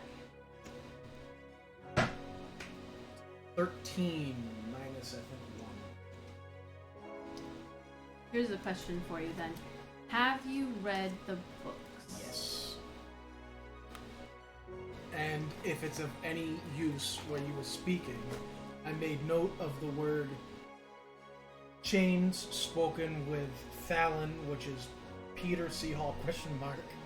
And then you mentioned it again, so I circled it. And then you said it again, so I put lines on it. So I was like, there's something to do with the chains and with the book is what made me think of that. Only because you said it's like... Yeah, so I mean...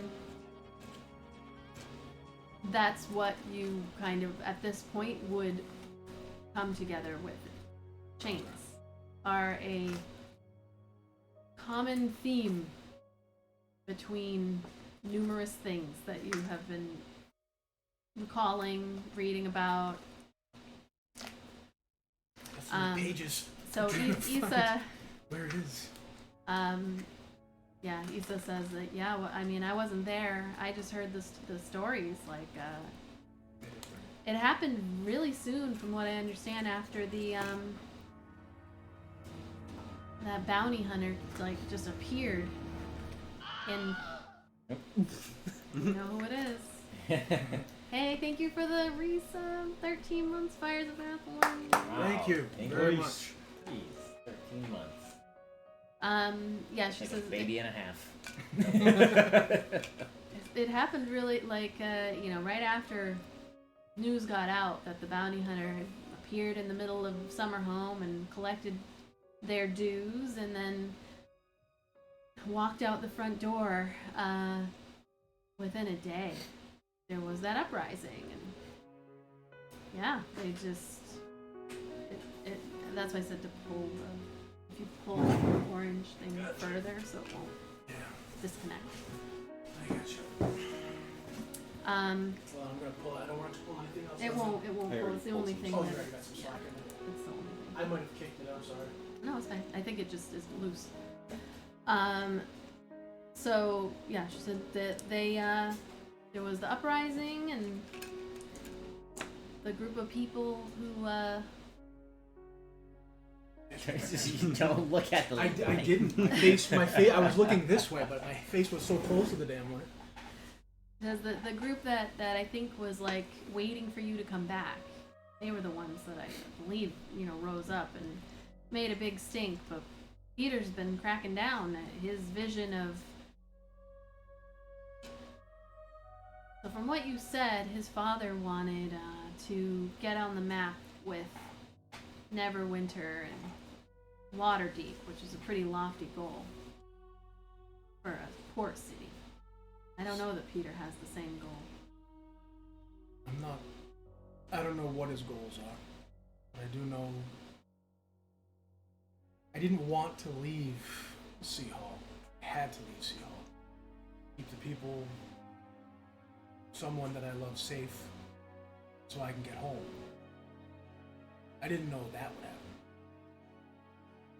Have some kind of monster or whatever this is on his side. Rebellions and uprisings. Never saw any of that coming. No? Had I killed him where he stood. Can't take things back, I guess.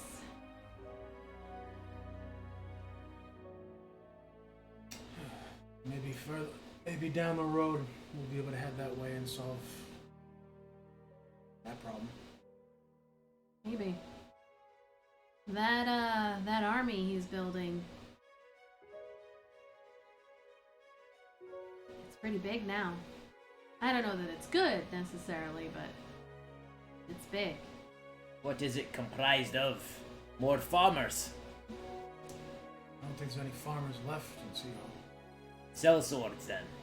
Most likely.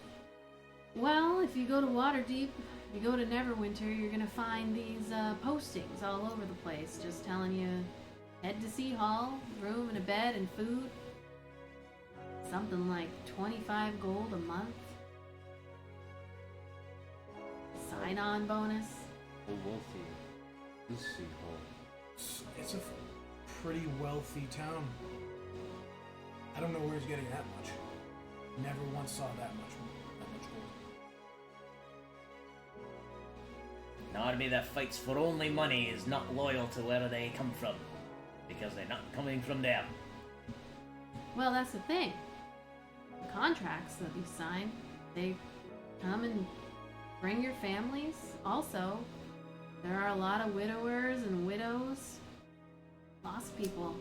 A lot of people who lost children and brothers and sisters and just partners. There was a lot of empty spaces to fill in that city. I'm just saying, I'm not from there, but Have you ever been there? maybe. Saying, I was gonna say, do I believe? Can I You can roll an insight ascertain check. insight? I don't know. I'm gonna look at my stats because it's gonna be a negative something. 16 for Zan. It's a straight 5. That's strong 5. Zan, you think maybe she's been there, maybe? Maybe not. There's a chance. Yeah, there's a chance that that Issa's been there. Or not, doesn't care.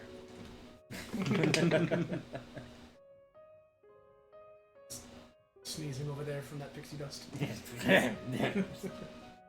you can get your justice for what he's done to you. The people. That's the sad thing. And they're not even my people. My people are far from here. These people, they followed you. They cared about you. And the people that are left are far from here. Those are my people. But I don't mean the ones that followed me that I told you about after the battle. I just mean the people of SeaHall. And even though they're not my people, I still don't want to leave them kind of situation. I mean, I'll need to know more before we do anything. But whatever he's doing isn't good. DM, there was talk of...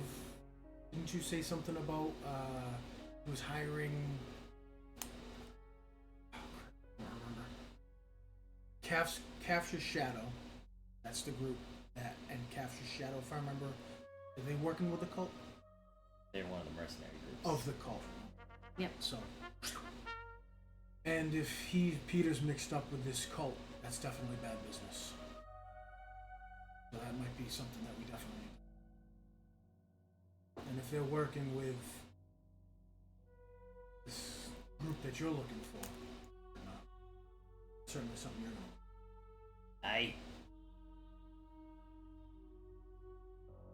I heard something laugh at me. to.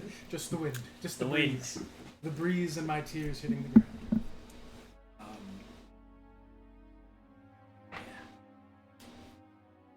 So who's that lady in your the one with the cryptic cryptic message for you? Oh, the lady in the hall? Yeah. I don't know. Am I supposed to know the You would know that Lady Amsel exists. And that you never saw her directly. Sorry, I was confused between Leah and her for a second. To be completely honest, I'm not sure. But nobody quite knows where Amsel's mother is. So, lone woman roaming the halls. Possibly. Not sure who else it could be. Interesting. Why is that? I don't know, I'm just filling the silence with words. Nothing, no rumors or whisperings that you may have heard? Anything? Helps. Big persuasion check. Please. That's his eyelashes. Didn't work. 4 plus, I think. Oh, no, my phone.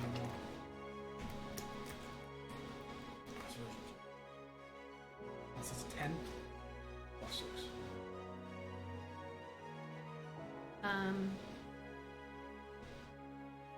Yeah, she's like, no. I don't know anything else. I'm sure I quite believe that. You seem to know quite a bit. I'm flattered. You noticed. So,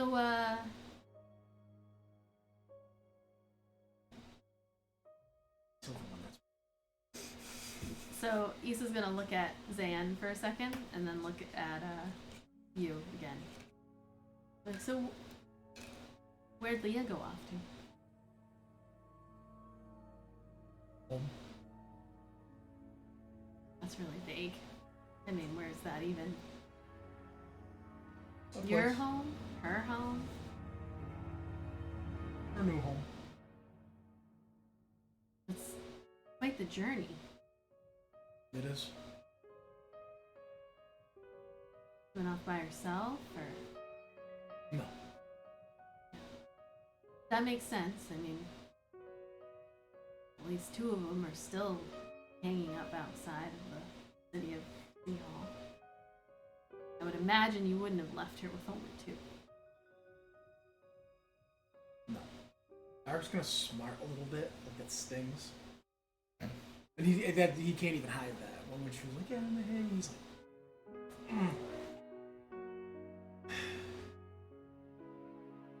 I wonder, I hope every day. You said That there she's safe. were others could still be alive. Whether in SeaHall or not, could still be there. Of my group. She's on her way home. My home. Her new home. To be with my family. She'll wait there until I'm done with all this world saving and dragon killing and dragon bitch business. When we get back to the manor, you could try and send word to your home that you know she's put your mind at ease for the time being. I could have, but I purposely didn't. I didn't want anything, any kind of word getting out of where she's be heading.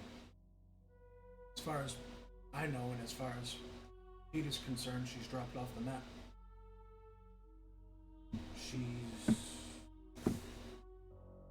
She has letters on her person that I've written to my family, so when she arrives, they'll know who she is.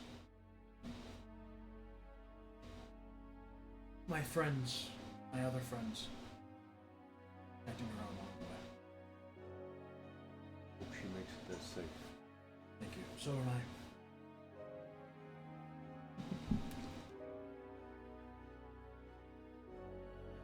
So you think, like, at this point, Issa's just kind of being like, the look on her face is really tough to read, but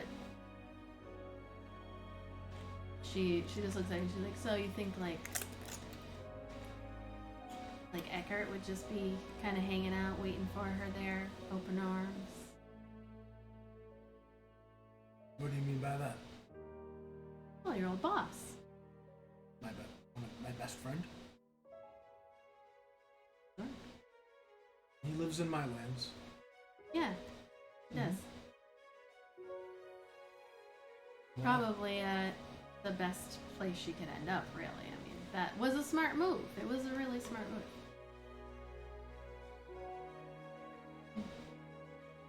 Good thinking. She's like inscrutable. Like I'm like trying to figure out exactly. She'll be with my family and she'll wait for me.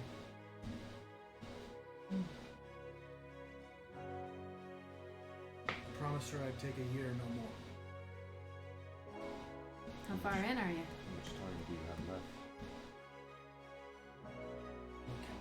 Calendar man. How much time do we have left? I It's think been what, about 10 4 months. 4 or 5 months almost. Really that long? We were the caravan. Yeah, I forgot about that. Holy shit. Just over half a year. There's still time. She'll understand. You know, I can't think of a better excuse to be late, even to your woman, than saving the world. I can. That's just me. She looks over at you or not and is like, so I mean, like, super coincidental. This whole Caster's Shadow thing, right? Cults and SeaHall and He just goes back to cleaning.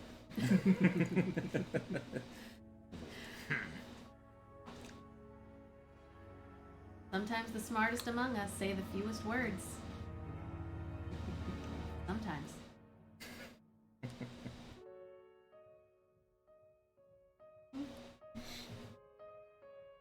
what's your story? Are you gonna disappear again once we wake up? And we bed down for the night, and then we get up in the morning and you're gone again? One day, yeah. That's my story, and so that's what'll end up happening. I mean, you guys have seen it enough times.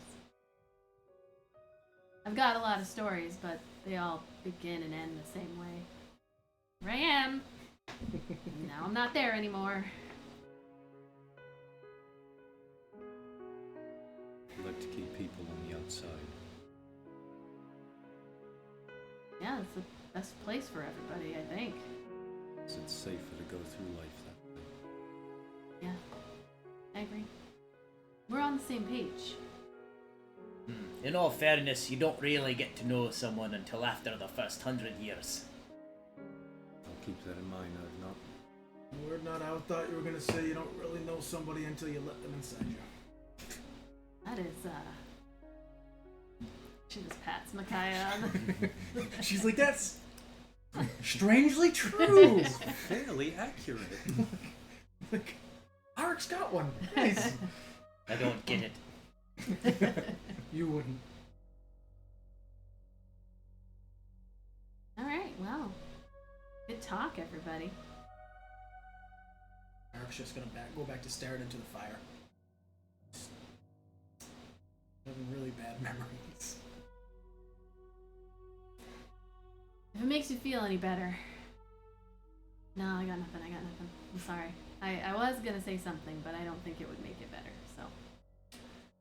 Nope. Nothing really makes it better. Yeah. Doesn't hurt less, it just hurts less often.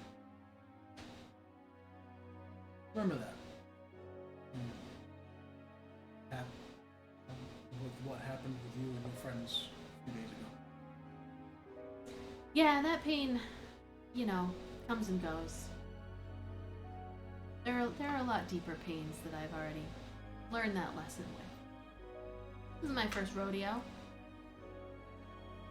What is a rodeo?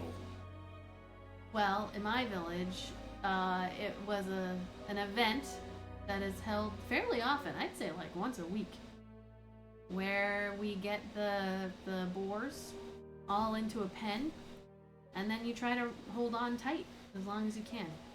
Ah, we have something similar. I don't know why people do it. I think it's really stupid, but... Test of strength. You wrestle the boar. We should try it with Gildan someday.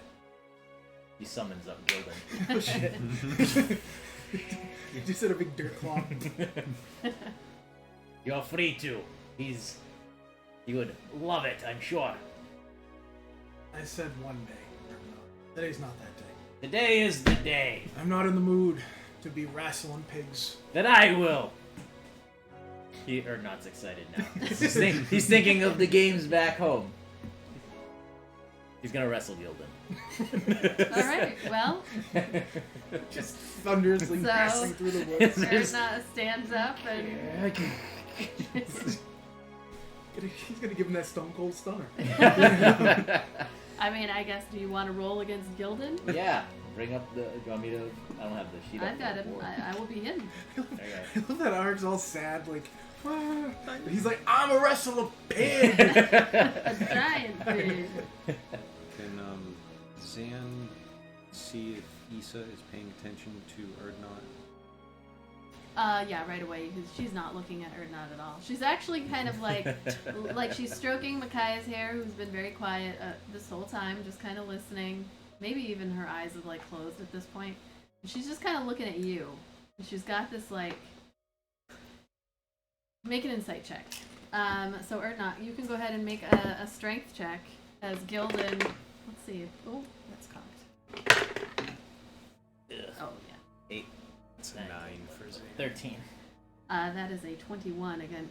Gildan's strength against yours. Fucking flat. Crashing through the woods, I was getting tossed. You jump on top of him, and he just kind of lies down. You can roll again. Depends on how long you want to go at it. That's 2 out of 3. Oh, Jesus, fuck. He's just getting destroyed. That is a 21. Like, he lets you get up and you scramble on top of him, and then he's just like, he falls to the other side. You're like, ah! We'll do it again. Just to see. 21. And in a great show of love. Oh, yep, that is a 12. Gildan, like, you jump on, and Gildan's like, waits for you to get, like, on top, so when he just, like, drops down to the side again, you're on top, like, yes! Ah, yes, I missed the games. Good job, Gildan. Gildan's like, That'll do, pig. That'll do. what did you roll? 9. Okay. You can't tell, the look on her face is kind of like, it's like mischievous, but maybe also like, just like a weird smile, and she's just kind of like, keeps looking at you, and you're not really sure. It's, the most you can get is like she's wrestling with something, but you don't know what it is, you can't tell. Yeah. So, she's gonna look at you, Aaric, and she's like, so what happened again? So you're in the middle of the woods, like this epic story, and all these people are, dying, and what happened after that? I don't know, I did like a squid. I know there's two squids swimming away from each other. So you standing in the woods, like, it is like loud and quiet at the same time. You can hear your heart like beating in your own ears, and you get the impression that everybody around you is feeling the same. It is dark, pitch black, and Varus comes up to you, and he's like breathing heavy, like, what do we do, Commander? Looking around, everybody looks pretty messed up, right? There's nobody's in great shape. I'm assuming No, after all that. nobody's in good shape. We're in no condition to move any further. Everyone's exhausted. We'll set up watches every 4 hours. No fires. We'll rest up and we'll start moving back towards SeaHall. SeaHall lands. An hour before daybreak. Namat comes over, and she's like, did the Lordling make it? Did we lose the prince? The whatever? He ran off! I saw it. Yeah, you can have that. That's canon. Whatever you do is canon. Namat looks over, you see a bunch of everybody looks over at you, Aaric, and is like, I think, let's see, so Krob, who's like the oldest of the bunch, older human guy, comes over and says, what do you mean you ran off? He was to lead us, yes? He left us to die! Be careful saying such a thing. I saw it! I saw it too. Him and his bodyguard or whatever it is. They left. Just as things were happening. Bodyguard? Did anyone else see a bodyguard? And you see a couple of others just like, The rider that was with him! I don't know why the accent's changing! Got nervous. The adrenaline stutter. The others, Sprig, Sprog? I couldn't see anything.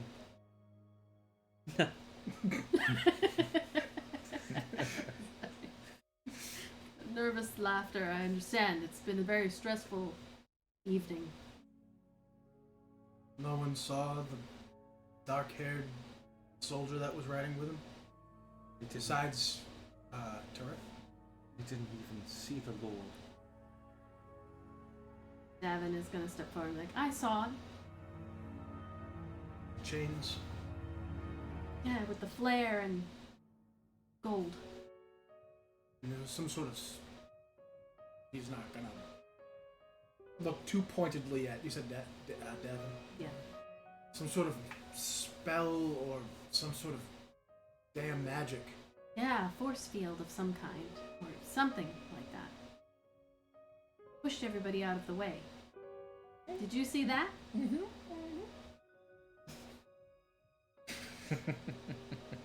I did. And you hear like little whispers and stuff of the people like looking at each other, chatting a little bit. And Krob is like, well then, do we wait here to see if others come? How would they find us? We leave something. We leave a note. We leave a message of a kind. Something pointing towards SeaHall. Krob like takes a dagger out, and he just kind of like wipes it, like some of the blood that's on his hand, like on the dagger, and then he places it, like looking up through the trees, and then he places it facing the direction of SeaHall. I have no paper. Parchment. That'll have to do. Well done. Good idea. So, you try to sleep that night, and then heading towards SeaHall, it's a lot slower going than when you were arriving with your group because you were all hurt. Davin is able to help you, but she's young and her healing is only so good. And everybody, she's doing it for everybody? She's trying. She only has a little bit to spare. Well, I meant... It's, yeah, she's helping I was going to say it's like apparent to everybody that she can do it. Like, she's not trying to keep it a secret. No, she's not trying to keep it secret. But everyone be like, have like a 1 point of exhaustion? Because I can't imagine surviving that. You kind of like sleep that night. No. Everybody is super tired. Like, it took you a day to get where you needed to go. Like, with a group going at a, marching pace. It's going to take at least a few to get back. Yeah, it takes a couple of days to get back. Because you got to eat. You don't have any food. There's nothing, like, you're trying to find water. Plus, with everything that just happened, Aaric would try to keep... We wouldn't be traveling directly down, like, the center of the main road. You know what I mean? Or anything like that. It would be, like, off the beaten path, like... Right. Right. You don't head straight back. There are creatures in these woods. There are creatures in these hills. When an army's marching through, a bunch of, a pack of wolves not gonna get anywhere near that. But there are close calls throughout, and finally you reach the city of SeaHall and enter through the gates midday on like the second day. And all of you coming through smelling horrible, looking horrible, caked blood and dirt and all of that, walking through, everyone's like, as you march through towards Summerhome, through the Spice Walk, in through the gates, past the wall, and through to the summer. What is it called? There's Summerhome, which is the keep, but then Summertown is like the where all the rich people live. Yeah, right. And Summerhome is like the keep itself. Yeah. Summertown. So you head through, and guards start running like towards the Summerhome and ahead of you. People are like shocked and not really sure what to do. So you head in and like kind of almost bust through the Which is exactly front what doors. you would do. Just, fuck, I'm here. And some guards come forward and they're like, halt, and have you all stay in that first area. And then finally, after 10 minutes or so, you're summoned to move forward. You, Tarek, and Varys from before. The rest of the group all stays in that opening area. You head in, and standing in front of his little humble throne is Hammond, who just looks shocked, like doesn't even have words, which for a leader is not common, where he's just staring at you like.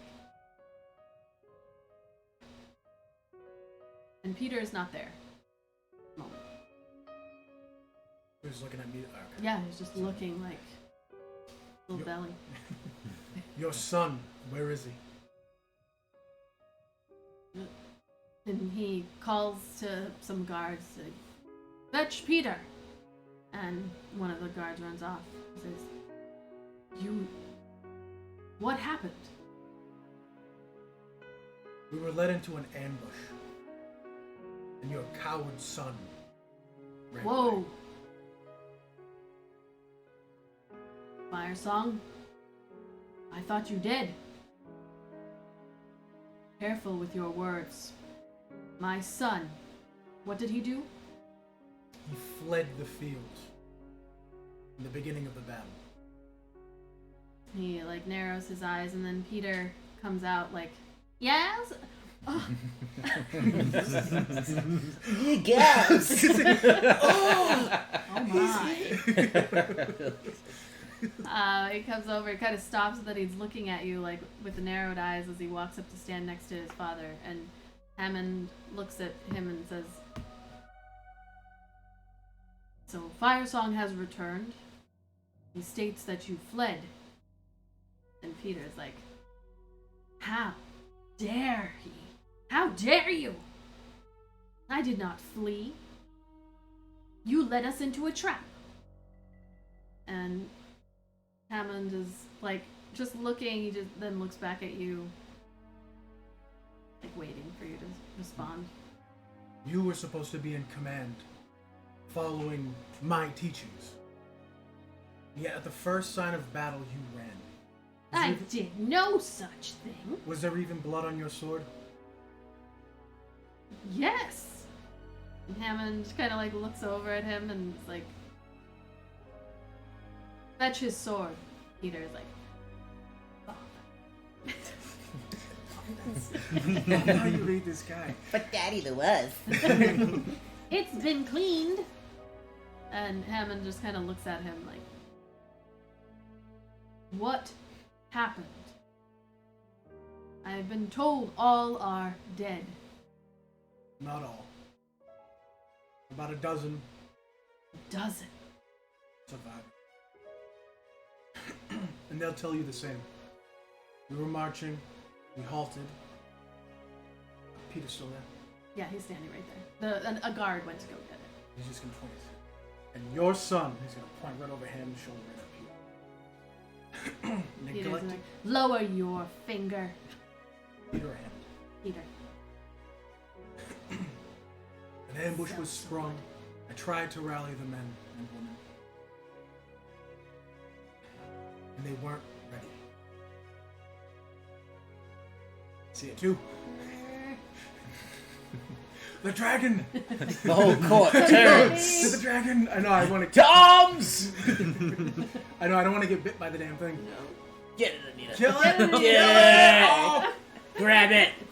Crush it! Yay! I know. Save me. I was gonna say, in the middle of the flashback, Zan kills something, kills a mosquito right in front of Issa's face. A gold piece for your troubles. Oh wait, Zan killed it. Never mind. You did nothing. Give him his gold. I was bait. I did my best to rally the folk, but the ambush was too well planned. I'm not even sure how goblins and hobgoblins, they're not even usually ones to do such complicated things like that. Dug underneath, there was tunnels, pits. But under the proper leadership, and again he's gonna look right at Peter. Peter's like, "I said," and Hammond's like, "Peter." We would have at least stood a chance. But when the soldiers see the leader flee, all's lost. Hammond looks at Peter. "He's lying. He is lying, Father." Let me call forth the other survivors, and you can ask them. And Tarek and Varys I forgot they were behind me. are right behind you. Go ahead, Tarek. He left us. He left us! Scarf's getting the PTSD. He left us! He left us! It's true, my lord, he left us! Calm yourself. Time. My lord. She's got a bandage around her head. It's stained brown and black now. And Varys is gonna be like, "Come, and like gesture, and Sprig and Sprague come in. Is it just them, or is it the rest of the... The others are like kind of just the guards like stop them before they can come in. So Sprig and Sprague come in. The tall, lanky Sprig. He's got a duck to get into the Exactly. doorway. He's like a great alien, just all arms, legs, and just massive head. My lord, the commander speaks the truth. Your son was nowhere on the field, as everyone around us was being killed, dragged underground. Slaughtered. And Spiders! Lord Peter, he ran. Don't you speak my name. I You- speak the truth, my lord. You all are liars. He is paying you. He is paying you all off to say this. And like, in comes like the guard with the sword. And Peter's eyes get like wide and then like narrowed as the guard comes forward, and like presents the sword to Lord Hammond, who takes it by the hilt, and I don't know the sword parts, hilt, and then holds it up and looks at it, and it is like beautiful. Like, it is a beautiful sword. Aaric's gonna turn towards who's right behind him. Is it Sprig? Tara? There's all of them are kind of right behind. Wordlessly, it doesn't matter. He's gonna turn, and he's going to first take Sprig's sword right out of the sheath and just throw it on the floor. You can see that it's gonna be caked in blood and innards, and he's gonna do that. He's gonna pull all the weapons that Tarek has, Sprague, everything, and it's just gonna be with a clatter. And then at the end, his own, he's gonna withdraw his sword and just drop it on this pile of disgustingly bloodied, obviously used, chipped, hacked apart weapons. And he's just gonna stare. And so Hammond is holding the sword as this occurs. He's just kind of holding it out and looks, and then he looks at his son. And Peter's like, he's lying, father. He's lying. He's a liar. And he's paid them. He's paid them all. Sell swords, have money. They just pay. You can't believe him. And he's like making all these faces. And Hammond is like, Peter, go to your room. You're grounded. I know, right? No supper for you tonight. A spanking is in order. Legit, everybody like snickers. Peter, leave me. He's like, does the but father. Like, go! You do that too well. Ah. But father, no. And he like actually comes over and takes the sword out of his father's hands, and then When he leaves. does that, Aaric's gonna step forward, as if he was gonna do something. Like, Yeah. Aaric's just gonna knock his ass out. No, Peter grabs the sword, and then like when you step forward, he looks at you like with the most hateful look anybody could give a person. Really, takes the sword. Aaric's just gonna half smile because with deadpan, like a half smile but nothing in the eyes, because he's like, yeah, this guy's got a sword and I've got nothing. Still kill him. And he like stomps out from behind the throne, like into one of the back rooms. He doesn't go past you or anything. And Hammond looks at all of you, the group, and is like, leave me. Do you wish, my lord? And you are all of you, ushered out of the summer home. At which point you are allowed to go back to your families and whatnot. So, before they go, Aaric is gonna speak to each one as they go. I'm not gonna do it for all dozen right now, but just a couple words. Patsy Jazz, good job. Matt, I'll see you later. You're gonna come hang out with me and later. For some, no, but just a couple words of encouragement, and like we'll get through this. And thank you for your service. You did well. Any exploits, like when Sprague shot the hobgoblin through, I think you said through the face. oh yeah. Headshot. Stuff like that. You know what I mean? Like just like you've all done well, more than I could have ever expected.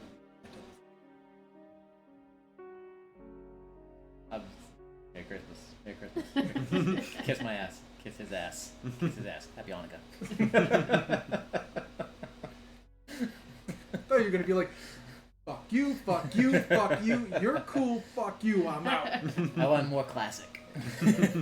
Getting back to Leah, it's been a couple days. Like, when you step into the Mermaid's Rest, she is not on that first floor. Like, she's up in the room, and when you get in that room...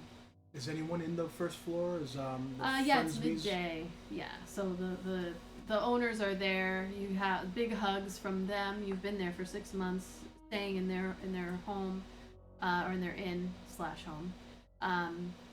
They let you know Leah's upstairs, beside herself. She has not obviously performed since the news of perhaps a complete slaughter. It is a loving homecoming. The armor just drops off as he goes up. You just see a trail of clothes. And in the coming days, Lord Hammond makes a very public speech about a day later, after pulling everything together, and the whole town is there. He makes it from like the center of the summer town, and chastises his son in front of everyone, and not in a like I denounce my son kind of way, but just in a like I expected better. I'm sorry to everybody. I'm sorry to my people that we have lost so many, putting forth a very heartfelt apology and like acknowledging that he will not be able to fix it. Like, there's no fixing something like this, at least not immediately, but all he can do is do better, and he will be speaking with his council on how they can come together to help everyone get through this loss and all of that. Pretty stereotypical politician stuff Yeah. whenever something happens. Right. Like, can't... Made the But speech hopefully like with this. most... Yeah, I know, right? Let me be clear. Whenever they say, let me be clear. Like, you ain't being clear about shit. Sorry.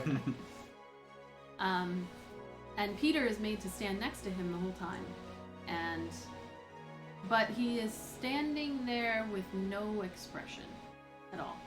None. Which is very unusual.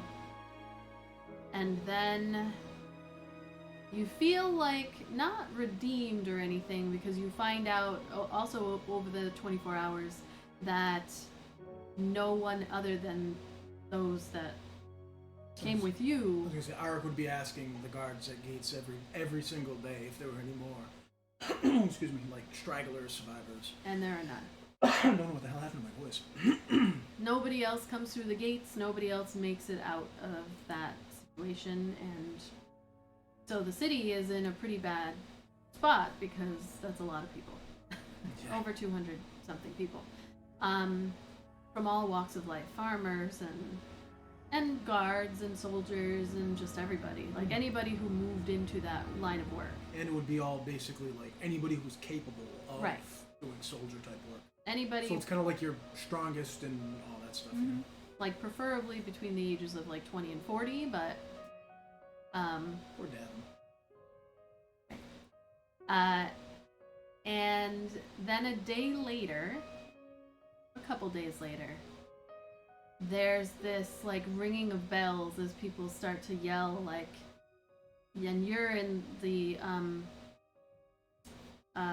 you are in the Mermaid's Rest asleep when it occurs. It's actually nighttime, and the bell for the alarm for the city starts to ring from Summerholm, and people are yelling that Lord Hammond is dead.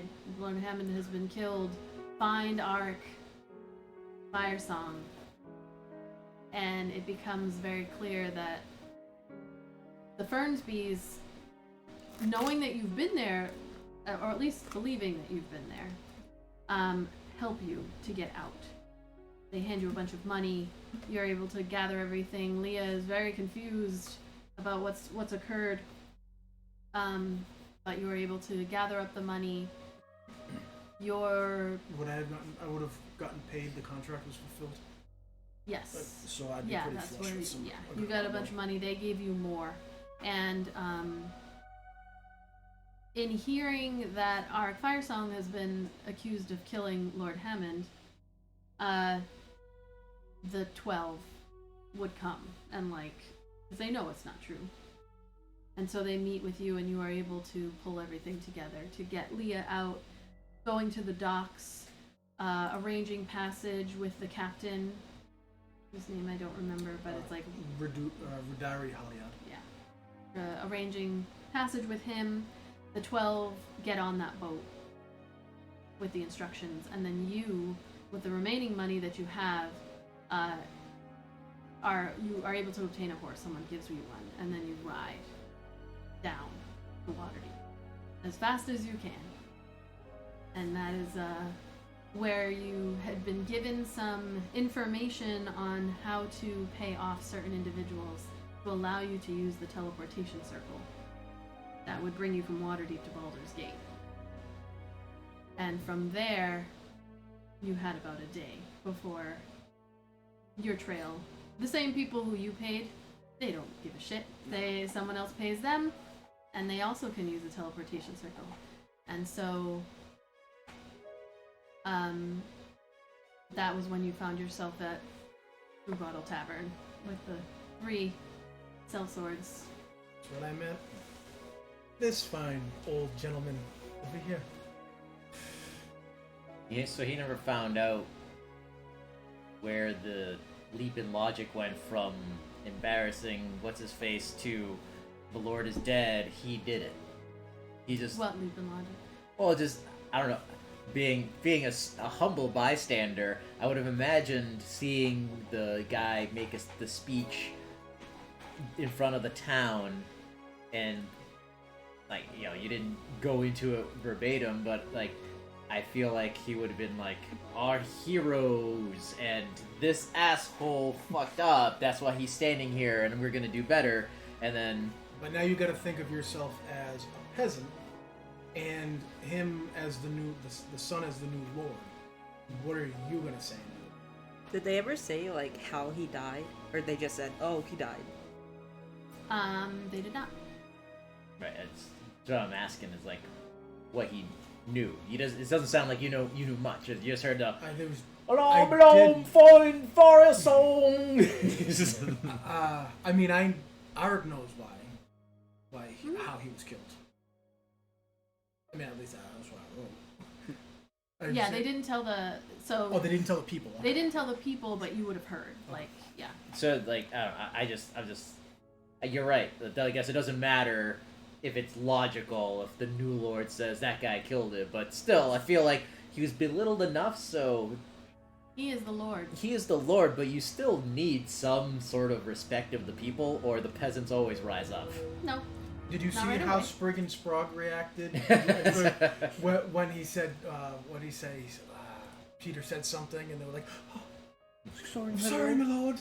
You know? Yeah, no, that's not how real life works. Yeah. That works with, politicians now, where you can try to make that leap, but it ain't gonna get far when the new lord can say, hey, that guy over there, with your cut his head off. Yeah, right. No, French that's not how. Revolution. Okay? That was a lot of people. Look, we're getting there. We gotta get back to SeaHall, okay? Then we can bring out the guillotines. Alright. Yeah. So, yeah. So Issa's so which 2 are outside the wall? Oh, okay, sorry. Sorry, we didn't... No, I know, I was...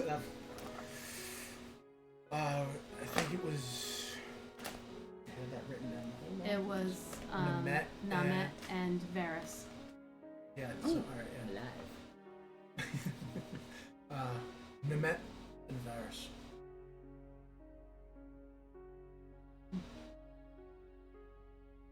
I'm sure they fought to the end, and they made sure that Leah was away. If Leah was captured or killed, I certainly would have heard about it by now. Yeah, she's fine. Is she? Last I heard, yeah. And what did you hear? Well, I heard that she was fine. Issa, please. Anything you could tell me. I just did. Frog door. No. You should count yourself lucky. Is there any location? How far has she made it? That I don't know. I mean, it's been a little bit since I heard from the little snakes that slither. But I mean, she could be dead for all I know. But last I heard, she was. I would know if she was dead. I feel it. Say so. Human.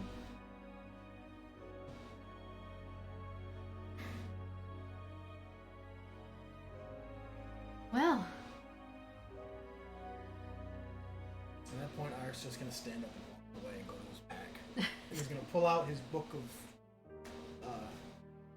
devils and all that and just get to reading. He needs to do something to get his mind off all that stuff. Should have wrestled with it. Zan's gonna quietly kind of walk off into the darkness, where no one can see him. But he's just gonna watch Issa and wait for her to step away. Okay. So Issa's on first watch, so it doesn't take too long. Like, Micaiah's asleep at this point, so she just kind of like gently kisses the top of her ear, then like puts the pack and everything under her head, and then she sees you over there, so she's just like walks on over. It's like, so I'm starting the first watch. You wanna go to sleep? Get some rest? Sure. Dan will walk away, but he wants to stealth away so that she can't see him. Okay, roll a stealth check. As he's talking to her? No, he's like He has a cape suddenly. He's just like, Well, that's what I was saying. I was like, they're talking, and then he's just like, I'm not here.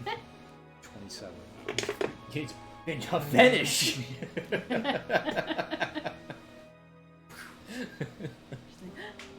Where did he go? But she rolled a 28, so she actually just... So she like, sees him the tip behind of- her. The tip of his bow sticking out from behind a very narrow tree. yeah, no, she does that. She's just like, And Zan wants to sneak up behind her. Jesus, okay. Got super serial killer all of a sudden. And then use his quiver, even though he's like Yeah. directly behind her. I am Batman. You seem to know a lot about Aaric, and we know that there's more. Do not toy with them. Issa, like, hold on. Let me go.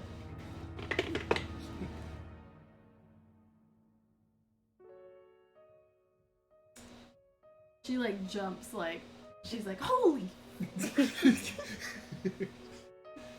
And she turns to look at you. She's like, are you threatening me, Xander Huntsman?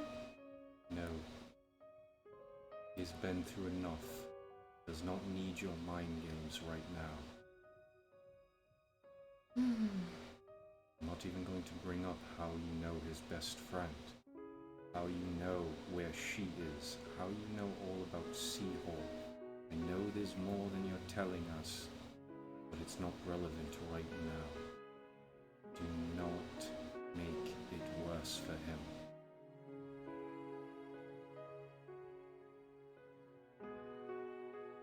Are you trying to intimidate or persuade? Would you say? I would probably say it's in the intimidation range since he just snuck up out of the darkness. Okay. 13. I almost say that's like... That was so well done that I want to like vouch. I want to be like, you should give him a pen. That was so fucking good.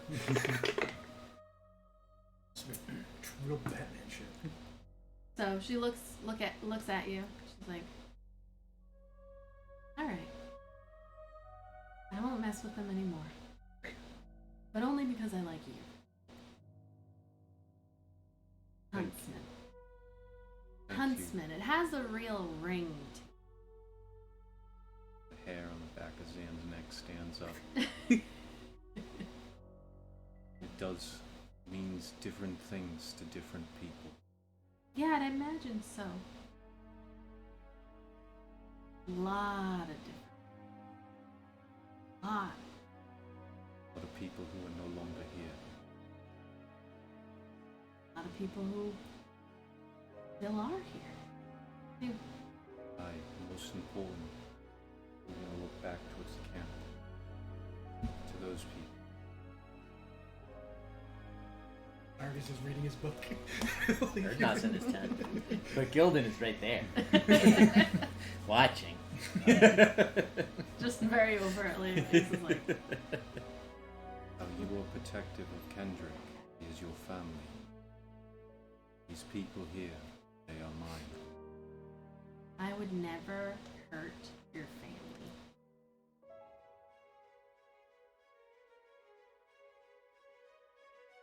You believe her? Roll an insight check. 18. You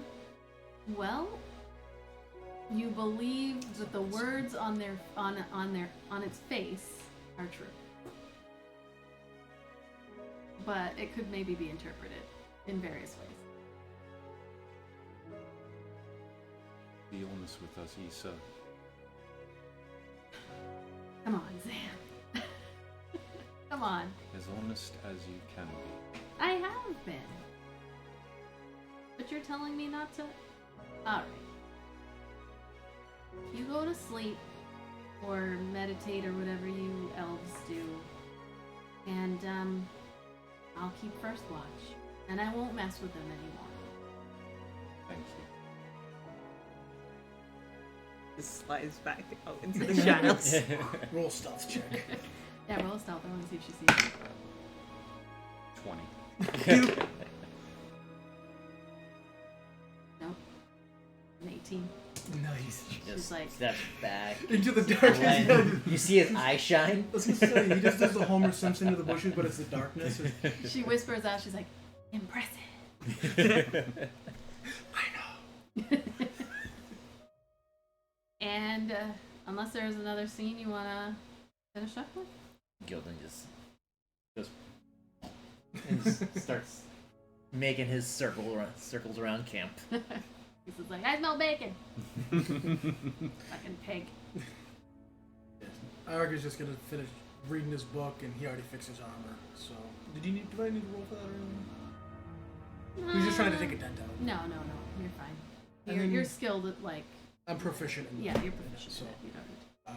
and then probably have awful dreams because he was forced to relive a very harrowing moment in his. Make him a constitution saving throw, yeah. Let's see what Great. happens. Okay. As you go to sleep. Awesome. Should have kept my mouth shut.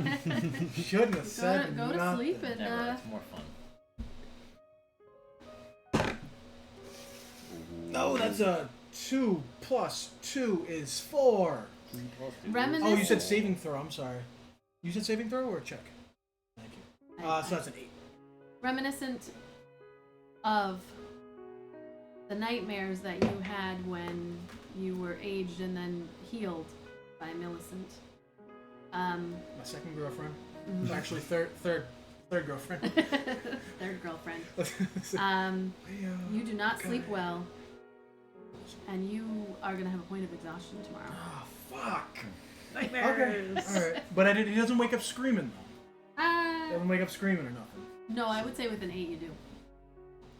But in the morning. Okay. Issa's not awake when that happens, so you don't have to deal with that fallout. Sorry. One of these days, when she's not paying attention, she's just gonna be like, like when the Hulk hits Thor in Ragnarok. She's gonna be like talking shit. Like, I know all this. So, thank you everybody.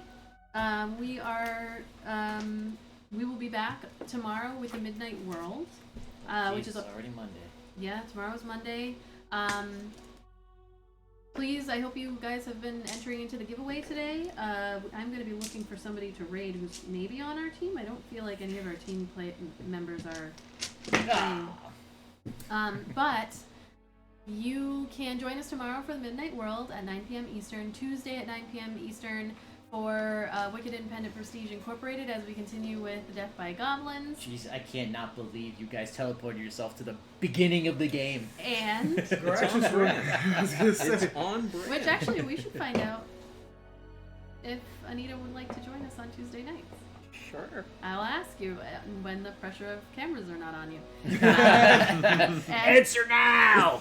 And then Do it Thursday, in front of the I camera. was saying Garaxis will be back whenever they At some start the new. It was gonna be The like news. a couple more weeks, but now it might be a month. well, and then on Thursday we're gonna try one more time for Call of Cthulhu with Pat and I. Yes, my internet is back up and running. We have internet. Technology is today cooperating. We'll see how it is on Thursday. Logan will be our storyteller, and I'm very excited. Tomorrow, Gavin is our director, and then Cuba is our DM on Tuesday. So then we'll be back the following Sunday. So none of our team streams are up at the moment. I am going to find somebody else for us to raid. There are a ton of people. Oh, Fires of I was Atheling. gonna say Fires of Fires of Atheling Atheling really is finally, We are finally ending. coinciding. I hope Late you guys enough. liked a little bit of Aaric's like backstory and stuff there. That was, hopefully Yes. that went all well. I am glad that we I were was able to do it I know. If we were supposed to do a duet, like, months ago. yeah, like friggin' 4 or 5 months ago or something like that, and because Yeah, of the new, life. have a new baby and whatnot, and it just didn't work out.